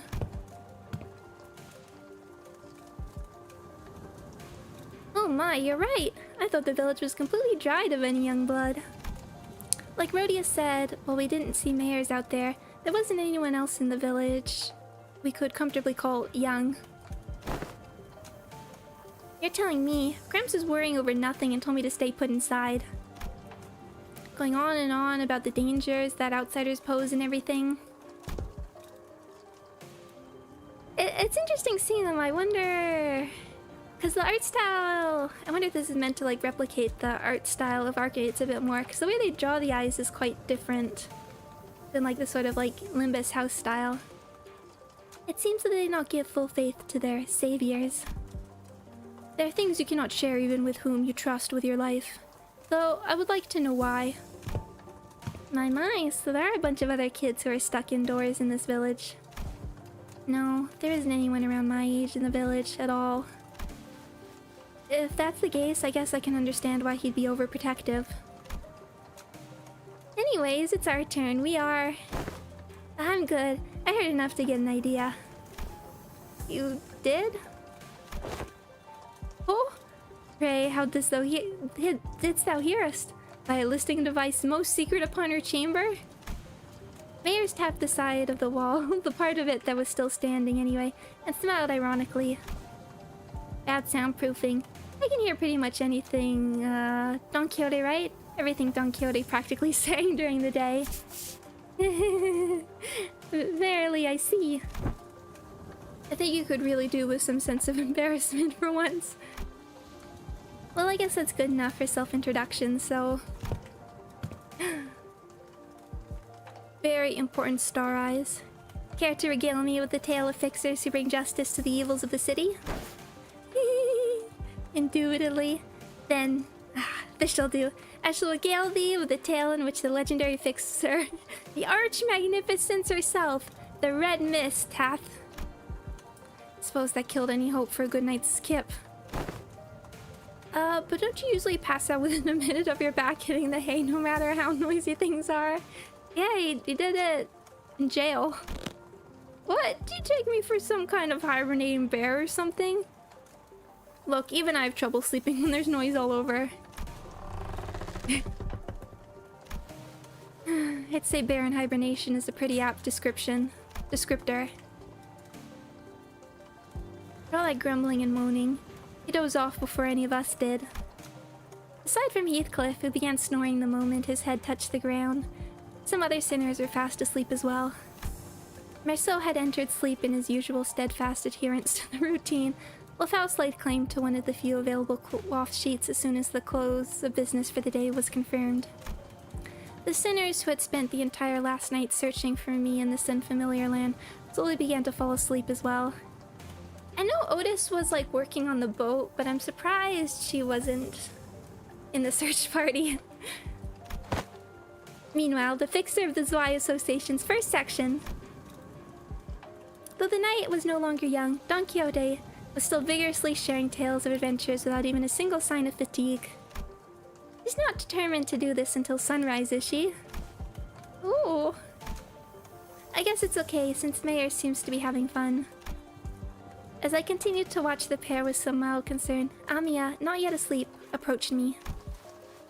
The city Miss Don Quixote speaks of seems to be teeming with fixers of justice and exhilarating tales of adventures. Did you actually experience all of them yourselves? No, of course not. Don Quixote's stories are usually those of other famous people. But she's telling it with such vigor that it almost sounds like she was there herself. Well, I guess if you really want to get into it, some of them might be retellings of Don Quixote's personal experiences. Ishmael replied uncertainly, thinking back to the plays you were made to watch back in La Mancha land. Well, I think all those stories, even though they're only partially true, just go to show what a ridiculous place it can be. We wouldn't need fixers of justice to begin with if we really lived in a just world, right? A really good place to live would be quiet and peaceful without someone having to force it. That's true. I hope there'll come a day when Rhodes Islands can be a normal pharmaceutical company in the future. Something wrong? No, I just thought Miss Mayers and I made eye contact. Did she overhear our conversation? I looked to her direction as well, but all I saw was Mayers excitedly reacting to Don Quixote's tales. Whoa, what happened then? Thus spake Lady Otis, boldly before the soldiers who stood in our path. Thou presumest to stand in our path, servants of a master most unworthy. I, Otis, shall educate ye on how manner maketh. Don Quixote was now retelling the stories of Limbus Company's adventures in Hongyuan and... was really shouting it. Otis, who could no longer stand Don Quixote's unintentional alterations of the story, jumped to her feet and shouted, "Damn it, what kind of nonsense are you feeding her? I never said anything like that." Verily, certain aspects of this retelling may have been exaggerated. That's Tales Adventures for you. Things are bound to get a bit dry when the story is told too realistically and as is, right? You know, nothing, not even anything resembling a proper record or book remained once the profound silence swept through this village. I've always had a craving for these kinds of stories. But Iberia doesn't stop Iberians from emigrating, contrary to their tight immigration control. Have you ever thought about leaving this place? It's still a challenge to cross the border, especially since we're going to have to pass through larger cities that are managed by the Inquisition. You don't seem particularly fond of this Inquisition. Why is that?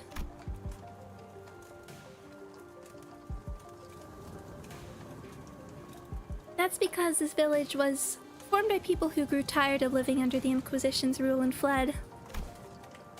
Sorry, but what kind of organization is this Inquisition? I mean, I guess we can get like N-Corp comparisons here. Sinclair asked, face turning cold upon hearing the word Inquisition and that people fled from it. Yeah, the Nagelundhammer we saw back at Kau weren't the kind of memories that are so easily forgotten. According to Dr. Kaltzit, the Inquisition is what filled the power vacuum once Siberia fell into chaos. That its inquisitors are rapier and lamp-wielding protectors of Iberia's cities from lawlessness. Rapiers and lamps are pretty cool. That kind of alone makes them sound like good people, though. Yeah, they are, but there's the Church of the Deep. The Inquisition will go to whatever lengths to deal with the incidents related to the church that worships Seaborns. By an organization that worships those monsters. Seems that cultish fanaticism is a plague wherever we go.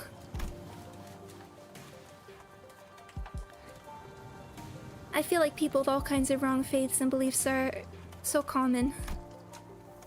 See, the Seaborns are the ones that messed Iberia up, so following their logic, apparently it's okay for them to arrest anyone who seems to be even remotely connected to them.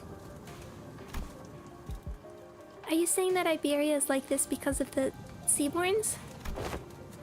Yeah, I don't know what Amiya knows in this case. I assume because just the main character should be like on top of all this. Those things from earlier? I guess they were kind of troublesome to deal with, but they didn't seem that strong. Famous last words. Anyways, it's just what I heard from Gramps. But the Inquisition executed many innocent people too in their crusade against the Church of the Deep. Oh, not at all. I see.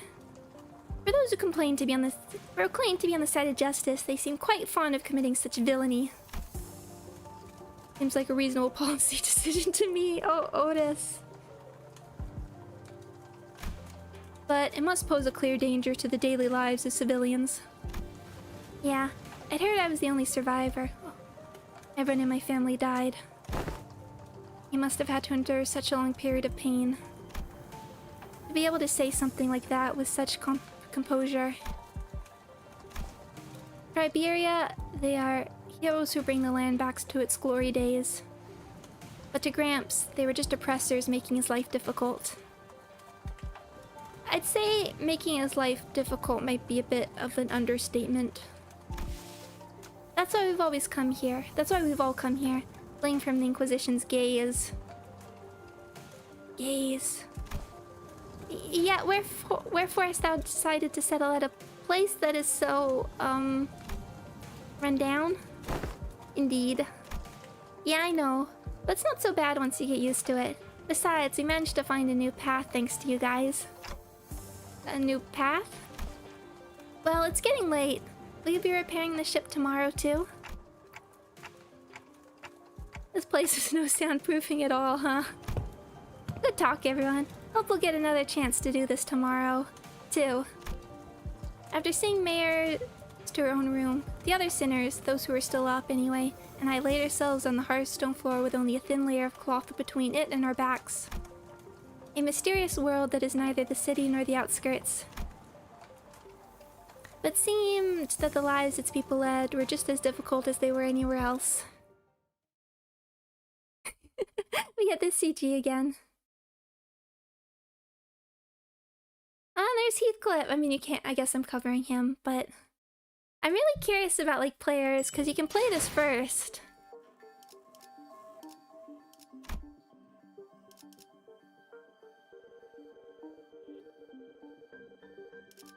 You can play this first. I do wonder about.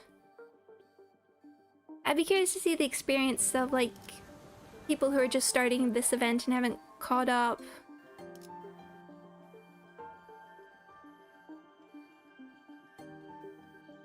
Because it definitely felt like a way of orientating everybody. Orienting, I guess. To 15 turns.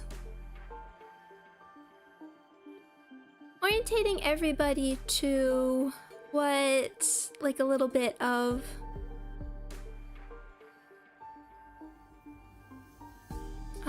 what's going on in just the city.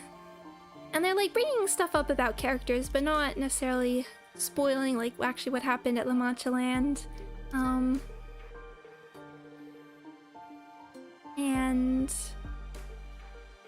oh, hi King. Yes. As I said, we got they're meant to be temporary emotes, but everyone seems to like them a lot, so yeah, I'm happy about it. Maybe my throat isn't, but long story, long cutscene so far. Okay, what do we have? 복지팀의 협조가 필요한 How do we 거지. wanna? 부르신다면 언제든. Can we? I wanna try out.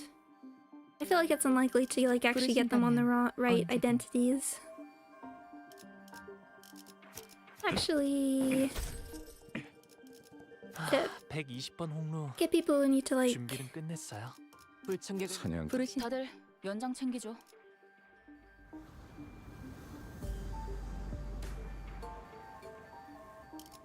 관리인 자, 해골 바가지랑 거미 대가리 Sure. 부드려 패러 간다.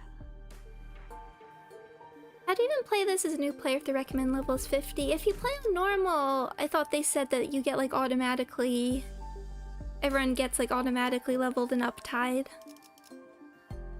And you only have to like clear the prologue. I hope your throat doesn't get too sore from reading. That's why I split these up. I wish it didn't. I always thought I'd like grow into better vocal stamina or something.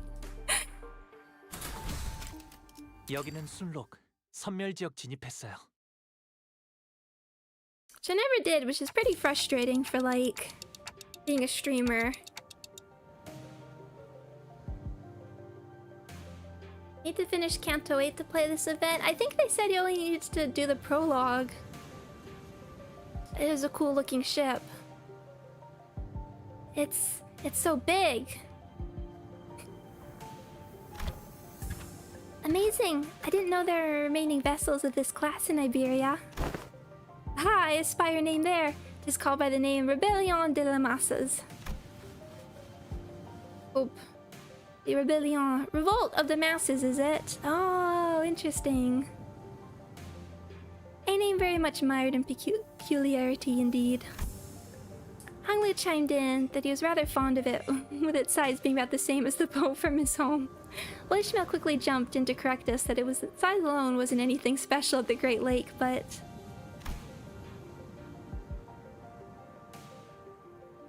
it was still pretty big compared to Mephi or the Indigo Elder's skiff. I thought it was going to be somewhere around Mephi's size at most. Are you sure you can get this ship fixed in a day or two? As I briefed you yesterday, the great majority of the time-consuming repairs had already been completed by the villagers. The extent of our repair efforts only concern a few components within the vessel that the villagers could not repair, which shouldn't take us much time. Unless parts that are familiar. One sec, actually. Hey, calm down. I just realized. Go away! I just realized while I was doing this, I should get this downloading on my other device as well. Left the volume on, just a sec.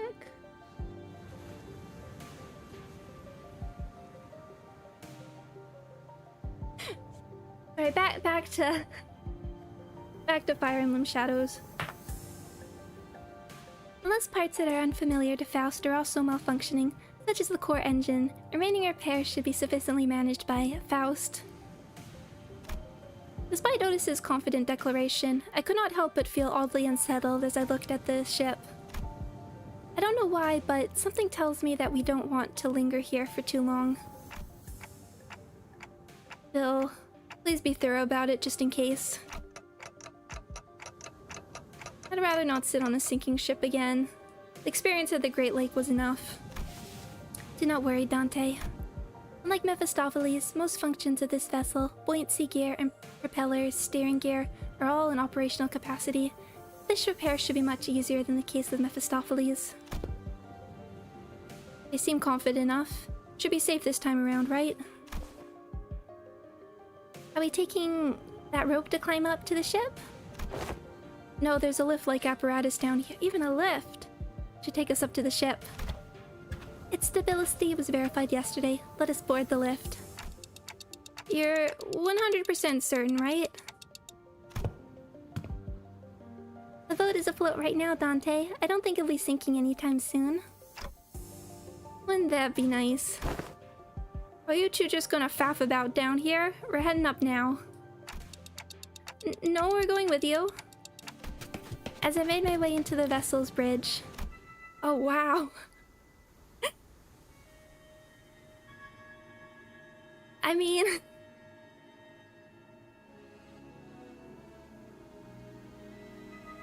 I know we have like super high-tech stuff in the city and we kind of... I feel like K-Corp was among the most sort of...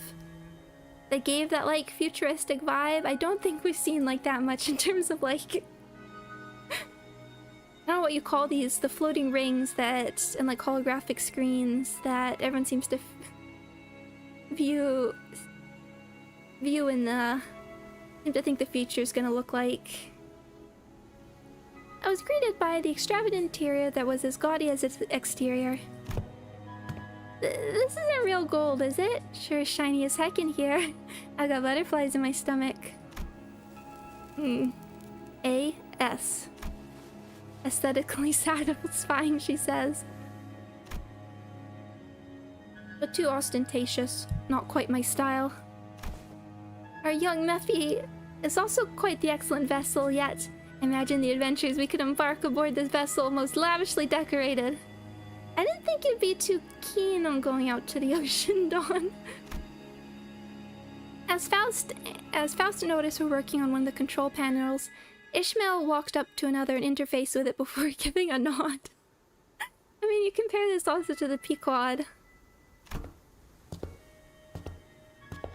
This must have been an investigative or research vessel of sorts, but it does seem a bit extravagant for one of those, though. And what did Otis's ship look like? Look, coordinates updating real time, it seems. The coordinates seem to have been set to somewhere out in the middle of the ocean. Maybe it points to a small islet? Nope, no islet there. Blimey, lass, you sure know how to sneak up on people. Mayors? What, did it actually surprise you? I did ask if you guys were gonna come fix the boat today. Still, I didn't know you'd be here. Why are the coordinates set to this location?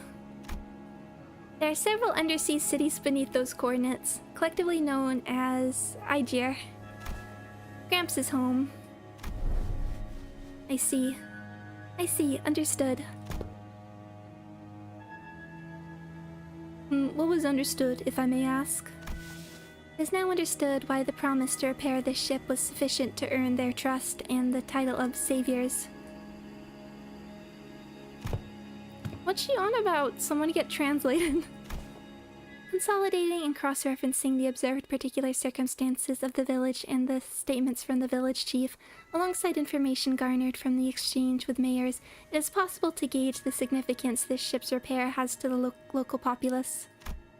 Of course, while this may not constitute a sequence of logical connections that poses a certain challenge for Heathcliff to comprehend, to employ any degree of effort to attempt to explain it in more digestible language would constitute a pursuit of inefficiency. He's not even angry. You can't say that. Not even angry. He made the, like, the darkest expression he has.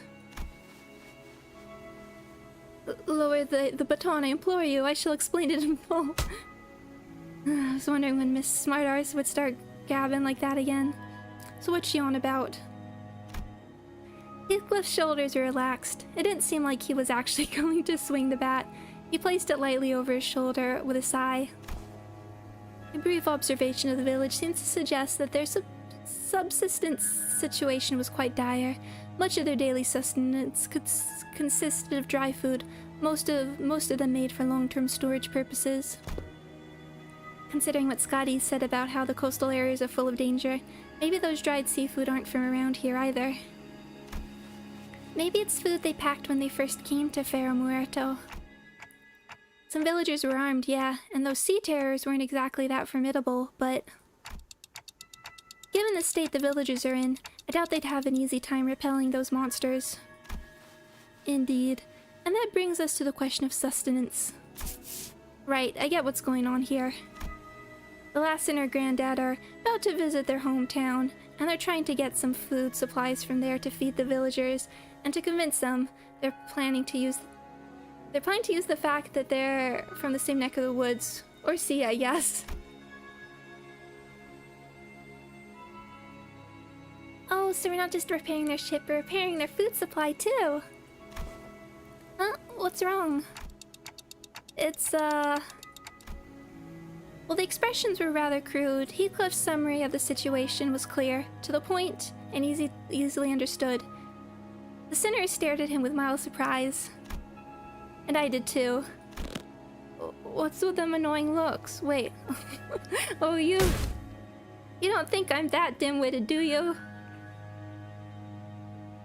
People need to read your Seven Association uptie story more. Top-notch intuition. It's just that it's been a while since you've shown this side of yourself. Thinking back, Heathcliff's intuition has always been excellent, and he'd often put together surprisingly accurate conclusions with impressive speed.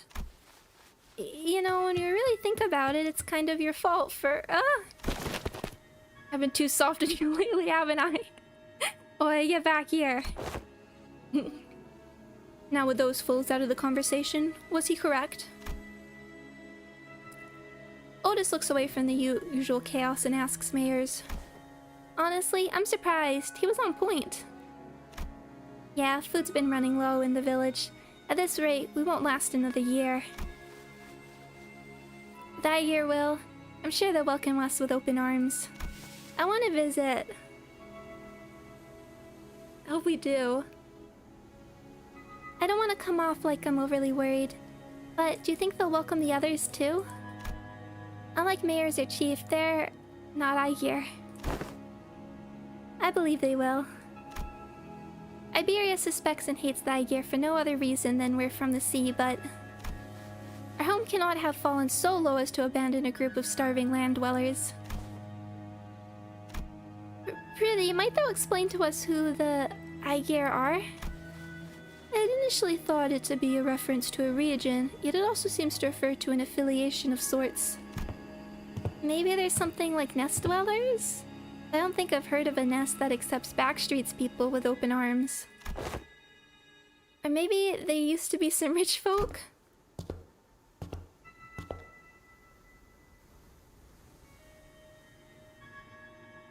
If they call them nest tops Aegir here, then does that make the rabbit-eared last Aegir too? Wait, what? In the world you come from, do you not distinguish between races? That is not entirely true. Delineation between races is a concept that does exist. I only saw them in the Fathoms. There were those terrifying things called the cuckoo spawns. However, as a general rule, it can be said that humans should be the only intelligent life forms in the city. The people of Terra have slightly varying appearances depending on their race, like my cautus ears. And I've got pointed ears because I'm an Aegir, though it's not a characteristic every Aegir shares. The closest idea to what they're discussing appeareth to be, Don Quixote seemed to be struggling to finish her sentence and be like delineating between humans and blood fiends? Merceau stepped in to continue. By context clues and manner of word usage, including the means of classification, the closest example in our world would be blood fiends. Similar external experiences to humans, different natures, comparable sapience. It is in my belief that blood fiends are ostracized due to their nature that make coexistence with humans difficult. It may be that Aegir are also... Aegir. I'm sure some of them do possess qualities that make coexistence with others difficult, but they're probably rare. Then wherefore are they made subjects of suspicion and hatred? That's... Well, the language is new, but the idea itself is pretty familiar to the city folks like us. Think of feathers of fallen wings, kids born in the back streets, people who replace their body with prosthetics. The form differs, yet its essence we find the thread. I like that line. Yet in its essence we find the thread. Something about how we keep finding these similarities in the ways of our lives, despite finding ourselves in a distant world with different rules, races, and humans. Felt oddly discomforting. I kind of like, I mean, I'm thinking about this in the context of what would like a new player, like someone coming from Arknights, think? I like they don't, I mean... I think if we heard Dawn say that, like if we didn't know the reveal, that would make us pause, but it doesn't necessarily like spoil it. The point is, you guys are doing us a real solid by fixing up the ship. Let's move on from these gloomy conversations, okay? I want to show you the coolest parts of this ship. This way. The ship tour may have to wait. Their pairs are almost completed, but an issue has arisen. Issue? Wow, that's not reassuring at all.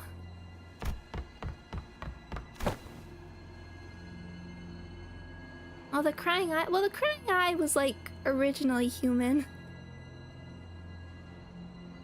Yeah, but probably not human, but in origin was a human. I think generally still counts. Multiple life forms ahead, assumed to be a sea terror horde. A new player coming from Arknights would probably think, when are they gonna stop talking? You know, given what I know about Arknights, I don't think that's an issue for them.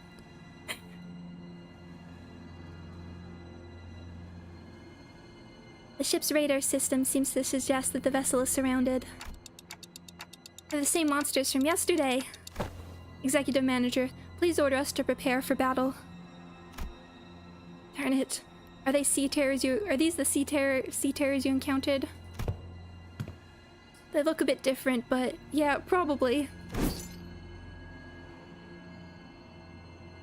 There's a lot of them, but if our experience tells us anything, we should be able to handle this. Amiya, please support us in battle like you did yesterday. Can't still fight, young mayors? I feel like I'm just gonna get in your way. Then guys, find a place to keep mayors as far as possible from the battle. Then let's hurry down there. We don't want them damaging the ship any further.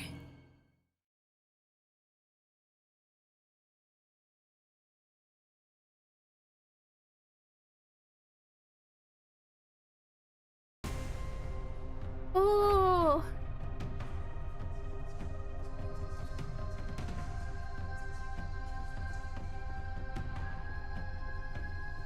No, I'm just like, oh, I love the colors. And they're kind of cute. Chelsea runner.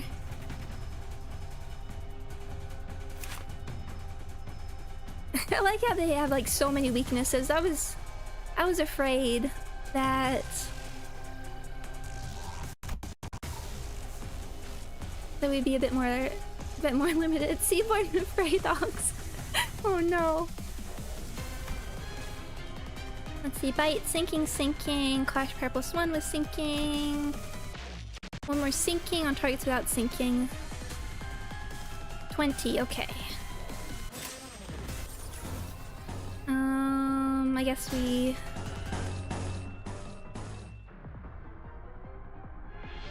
불편하신 점이라도 I haven't used this Faust in a while. You're not. Not that we're building up.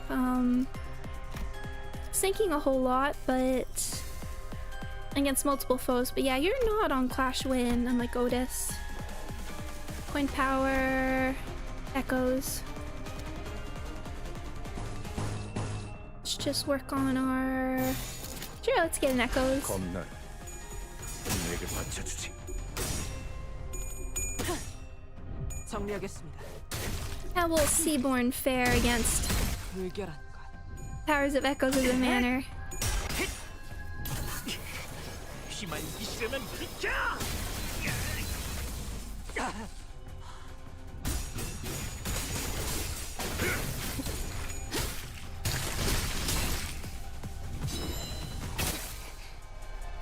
주라디야, 죽도록 달릴 시간이다. I want the Amiya announcer.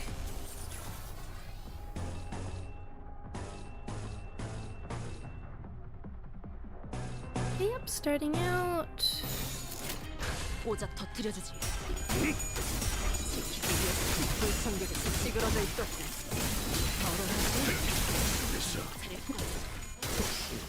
제거하시지요.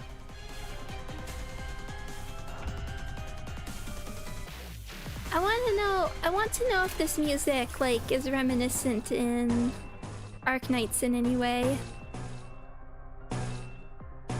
Save that for a moment. Oop. 집속불.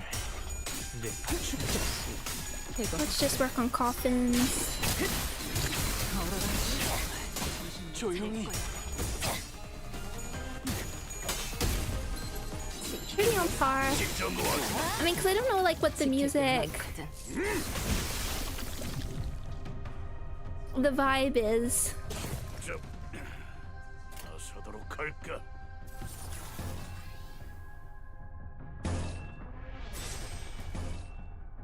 For, like, the Seaborn events and such.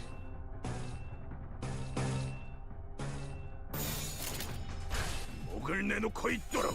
Music for this event would be very similar. Interesting. I saw the comment from, like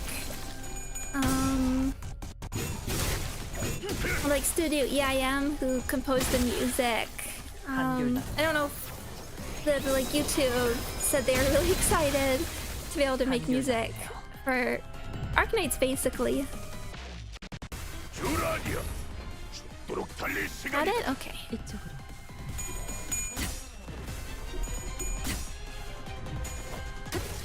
I don't just want the Amiya announcer. I want her to be like 제거하시지요. supporting us from the back line. 얼얼하지.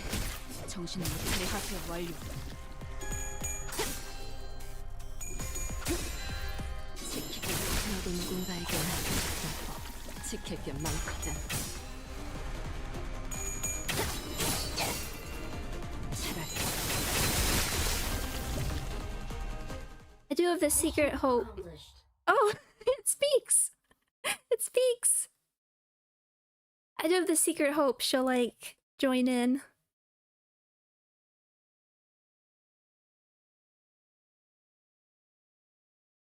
예전보다 Like the 많이 final 나아진 fight. 것 같다. 나도. 그러고 보니까 그 환상체 Let's 이제 see. 가오를 내려준 아이가 없어졌지. 다시 관리를 맡겨주실까? Let's do another one and then okay, someone else. We'll do another one and then I might have to finish. Who's behind? Is it? Oh, it's probably Ryoshu. Dawn might be fun, but might be better for like these instead of like Otis, but 잠수 준비 끝. Otis is featured in the event, so give her some attention. Ooh. Okay, counter. Hints on. You have a... Yep, okay. Let's take a peek. Oh, cool. Basin Sea Reaper.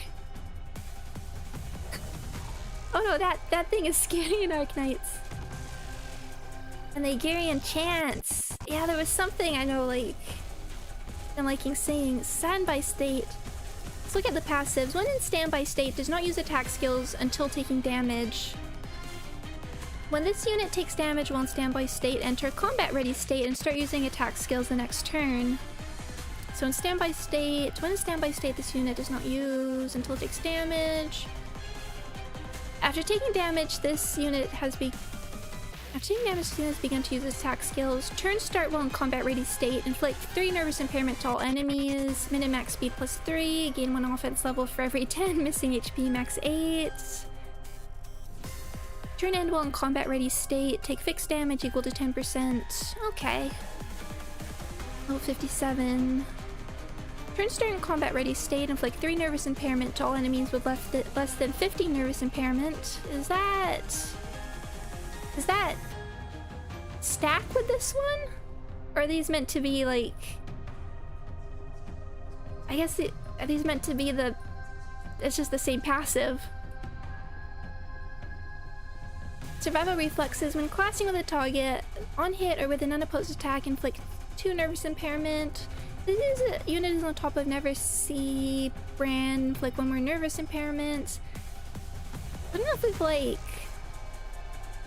super seen this yet. Nethersea brand Utopia. When on top of Nethersea brand, gain final power +2 and coin power +2. Double the amount of unit. Coin power and final. Inflicted on hit. And then for your actual skills, you have Reap Nutrients. 520, that's not little compared to what everyone else is. And only weak to Gloom. Okay, so we do want sinking. Incision of Life. Final power +1 for every 6 sinking. Max 3. Under 50% HP, convert all coins on the skill to Unbreakable. Sinking, nervous impairment, frenzy, final power, more Unbreakable. Like 6 sinking. Okay, so I guess we might leave you. The problem is, I get... Well, we're doing this anyway. The problem is when we have more skill slots, then it's a little harder to control.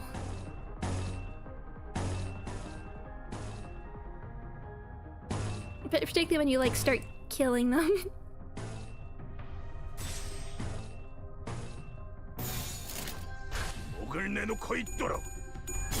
And stuff just gets like redirected. 정리하겠습니다. 불결한 것.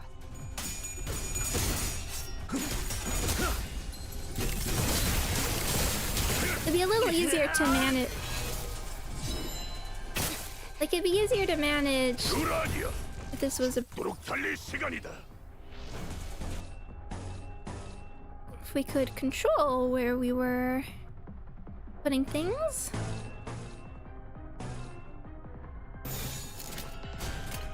겁날 내게 던져주지.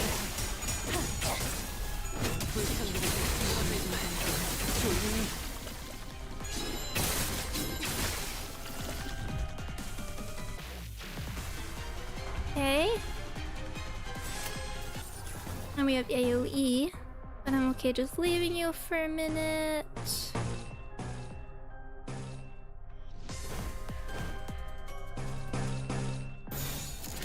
How many? 4 to 20, okay. 겁날 내게 바쳐주지.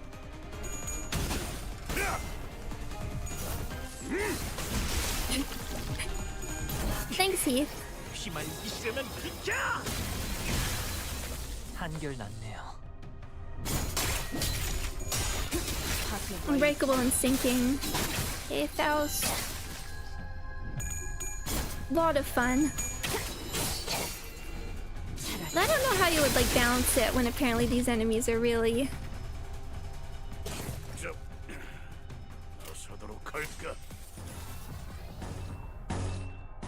really brutal in Arknights.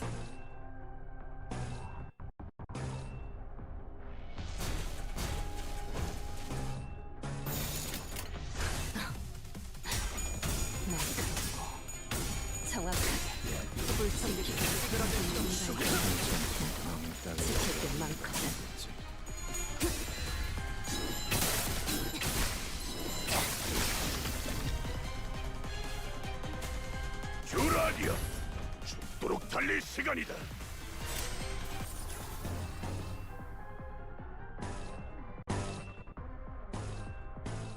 Okay. Not 20, okay, maybe in a turn or two we can start. 목을 내놓고 있도록. Working on it. Look at our coffin. Oh, yeah, here we go. He went for it. 지키기 위해서.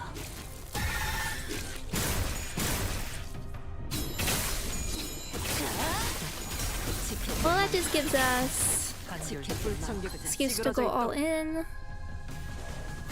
좀 나서도록 할까?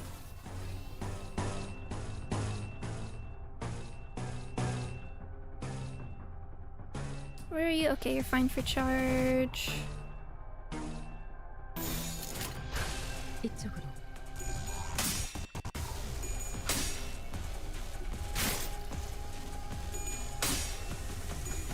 Okay, let's see your animations.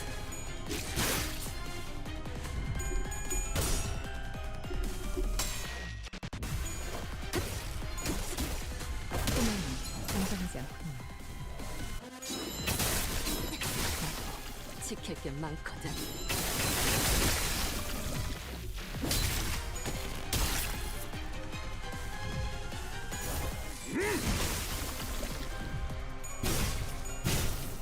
Hanky.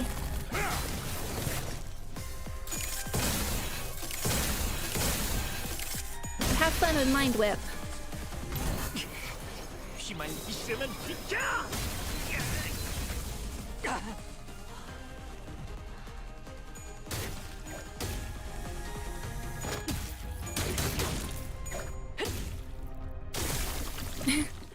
Oh. It dissolved. The remaining entities have all returned to the sea. Is everyone okay? It was just like our last skirmish. Sea terrors that had surrounded the ship returned to the sea even before the battle came to an end. And the retreat felt too orderly and deliberate to be just running away. It's almost like they're making a tactical retreat. We're doing peachy, but what about the ship? Fao, is the ship okay? Minor damages to the hull, but nothing that will impede the ship's operational capabilities. Ew. So, I noticed during the battle, I might be wrong of course, but I think I noticed how around the end of the battle, those monsters were starting to go after the manager? You're probably right, actually. I noticed too, at some point during our battle, those monsters realized that it's the manager who's commanding the rest of us. I sensed the very same. Their movements were fluid and adaptive, although they were learning our behavior. Why does the Church of the Deep worship monsters like them? That ain't much of a question, innit? They all must have gone mental. I'm sure they have many reasons, but Seaborns are beings of infinite potential. Potential beings! So much so that there's no superlative big enough to properly convey the scale. As organisms, they can endlessly evolve and adapt. Every time they encounter a new environment or a new element, they transform themselves and other Seaborns. Maybe that's their draw. That fascination may be an attitude most befitting a researcher, yet the transformation of fascination into idolatry is, if I may be frank, not entirely positive. I find them pretty uncomfortable. They just remind me of whales. Then can they adapt to learn language to communicate with us? What? Going by everything we heard, I think they sound really smart. Mayor's eyes went round at Honglu's suggestion. She brought her hands to her mouth, surprised. It sure was something. I heard that there was a Seaborn who could talk. If non-humans speak the language of humans, regardless of its testament to their intelligence, I can only think of two possibilities as to why they would. One, to communicate with humans. The other, to deceive humans. More often than not, it's the latter. What about distortions? Some of them already know how to speak. Distortions are phenomenons in which humans transform into monstrous forms, first observed after the White Knights and Dark Days incident. Therefore, that example is irrelevant to Otis's supposition. White Knights and Dark Days. She whispered quietly, but as we were standing rather close to her, we all caught on to the hint of joy in her voice. The pillar of light in the city, did it really? How have you come across this knowledge, Miss Mayers? I mean, I assume she heard it from Dawn. Oh, that's... Ain't it obvious? We've got the culprit right here. The storyteller lass who's been gabbing on with no end. Yeah, she's been talking non-stop all morning about all kinds of stories, hasn't she? Oh? Yet I had not gotten... Oh, interesting.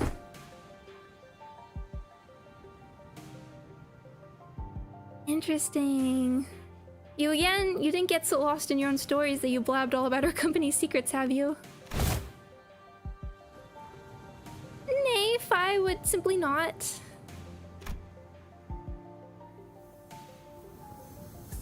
As Don Quixote was subject to yet another round of scolding, Amiya stared out towards the sea, wary that sea terrors might start crawling to the surface once again before turning towards us. None of the sinners are related to the incident. I mean, there's a theory that Muerto could. I mean, not related directly, but the Pillar of Light could be like his equivalent to the sun. I wonder which of the two the Seaborns are. Their sense of self is really, really faint, so I don't think they'd be in either category. I think it's possible that they learned human language out of instinct, that the power of speech might help them survive. It appears that you, Miss Mayers, are quite the expert on the subject of Seaborns. Your knowledge of them goes beyond what fear for one's survival may yield, thereby suggesting a different means of acquisition. Do you by any chance worship the Seaborns? I don't worship Seaborns. Seaborns don't have any hopes or wishes, just desire for survival. Miss Mayers, does that mean if Seaborns were somehow able to hope? Maybe so. Is that so? Their repairs are complete. As we were conversing, Faust descended from the ship with a neatly organized set of tools borrowed from the village. Repairs completed. I'm guessing repairs are done? Yes, the ship is ready to set sail. Did you have a departure time and date in mind? I'd prefer if we could depart as soon as possible. We don't have a set time or anything, but I think we should be able to set sail this late afternoon at the earliest. That soon? As you've seen, we don't have a lot to bring with us. By the way, how far out to the sea do you guys need to go? We need to find this dimensional door of sorts. I could see the dimensional door's light from the beach at night. It was faint, but given how the light's strong enough to break through the sea fog, we should be able to determine its location somewhere around the coastal waters. So we can go back tonight. The first order of business to relay the news to the villagers. Yeah, back to the village for now. Okay, I think, yes, thank you Void Man, and thank you everybody for like helping add context. I think this is where I will finish for right now as well, but we'll continue tomorrow. 예전보다 많이 나아진 것 같다. 나도. 그러고 보니까 그 환상체. I would not be surprised. Oh, the Inquisitor. 다시 Irene question mark? Next stage is a big one. Okay. I would not be surprised if there's a dungeon at the end of this or some sort of equivalent. But yeah, let's finish for the moment and I will continue. And we'll either, depending on the length, I wouldn't be surprised if this is a bit longer than a normal intervallo even. We can split it into two.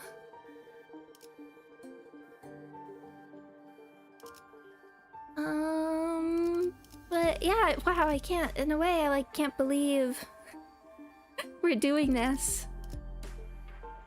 I even remember when it came to like, I mean, first we got like the inklings there could be a collaboration, and we didn't even know if it would like be with the game or just like a ham pang pang thing. And like Arknights was kind of my pipe dream, even not as like a particular Arknights fan. I just think like the potential of it was so interesting, and it fits well together, and it's like this is a collab I would care about.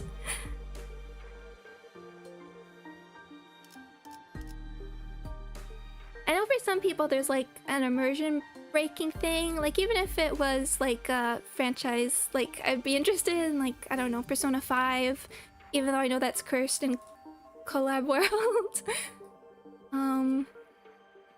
Arknights is the one that's sort of like a thing I can imagine vibing so well with everything, and right now it just makes me want to have like the reverse collab or the reverse collaboration, or like I want to see more. I want to see more operator crossovers. What's that face, Acadia? I know, cursed Persona 5 collaboration.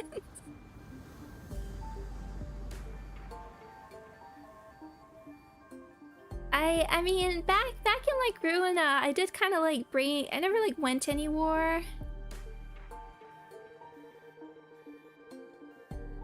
I had the like, I had the idea of like a Ruina mod, a reception that like featured the Persona 5 or some of the Persona 5 cast. So I'm like, there's something interesting here with like the invitations versus like calling cards, and then like in a way I could imagine like Angela has yellow eyes, and I could imagine them arriving, some of them arriving there by like invitation, and like mistaking the library for a palace, and Angela for a shadow, you know. It's like there's something there. Don't worry, King. Don't worry, King. I just want to play the Abe Mujika collab. But I know how Gacha feels to me. Okay, so thank you everybody. We will reconvene. I'll put the stream time up after I finish here. Thank you everybody, and I hope you're all enjoying Fire Emblem Shadows. As I said, I know we've been waiting for so long for such a wondrous event to be placed upon us. We finally get to like answer the question of what would Lin look like in Uma Musume. I know that was a burning question for everybody, especially me. And I never believed it could be answered in an official capacity, but here we are. What a wondrous world that we live in. But yes, enjoy the event, anybody, and we will see you soon. But regardless, for the moment, I hope you're all staying happy, healthy, and safe, and I will see you again. Bye-bye. Oh, wrong. That's the wrong one. There we go. Thank you.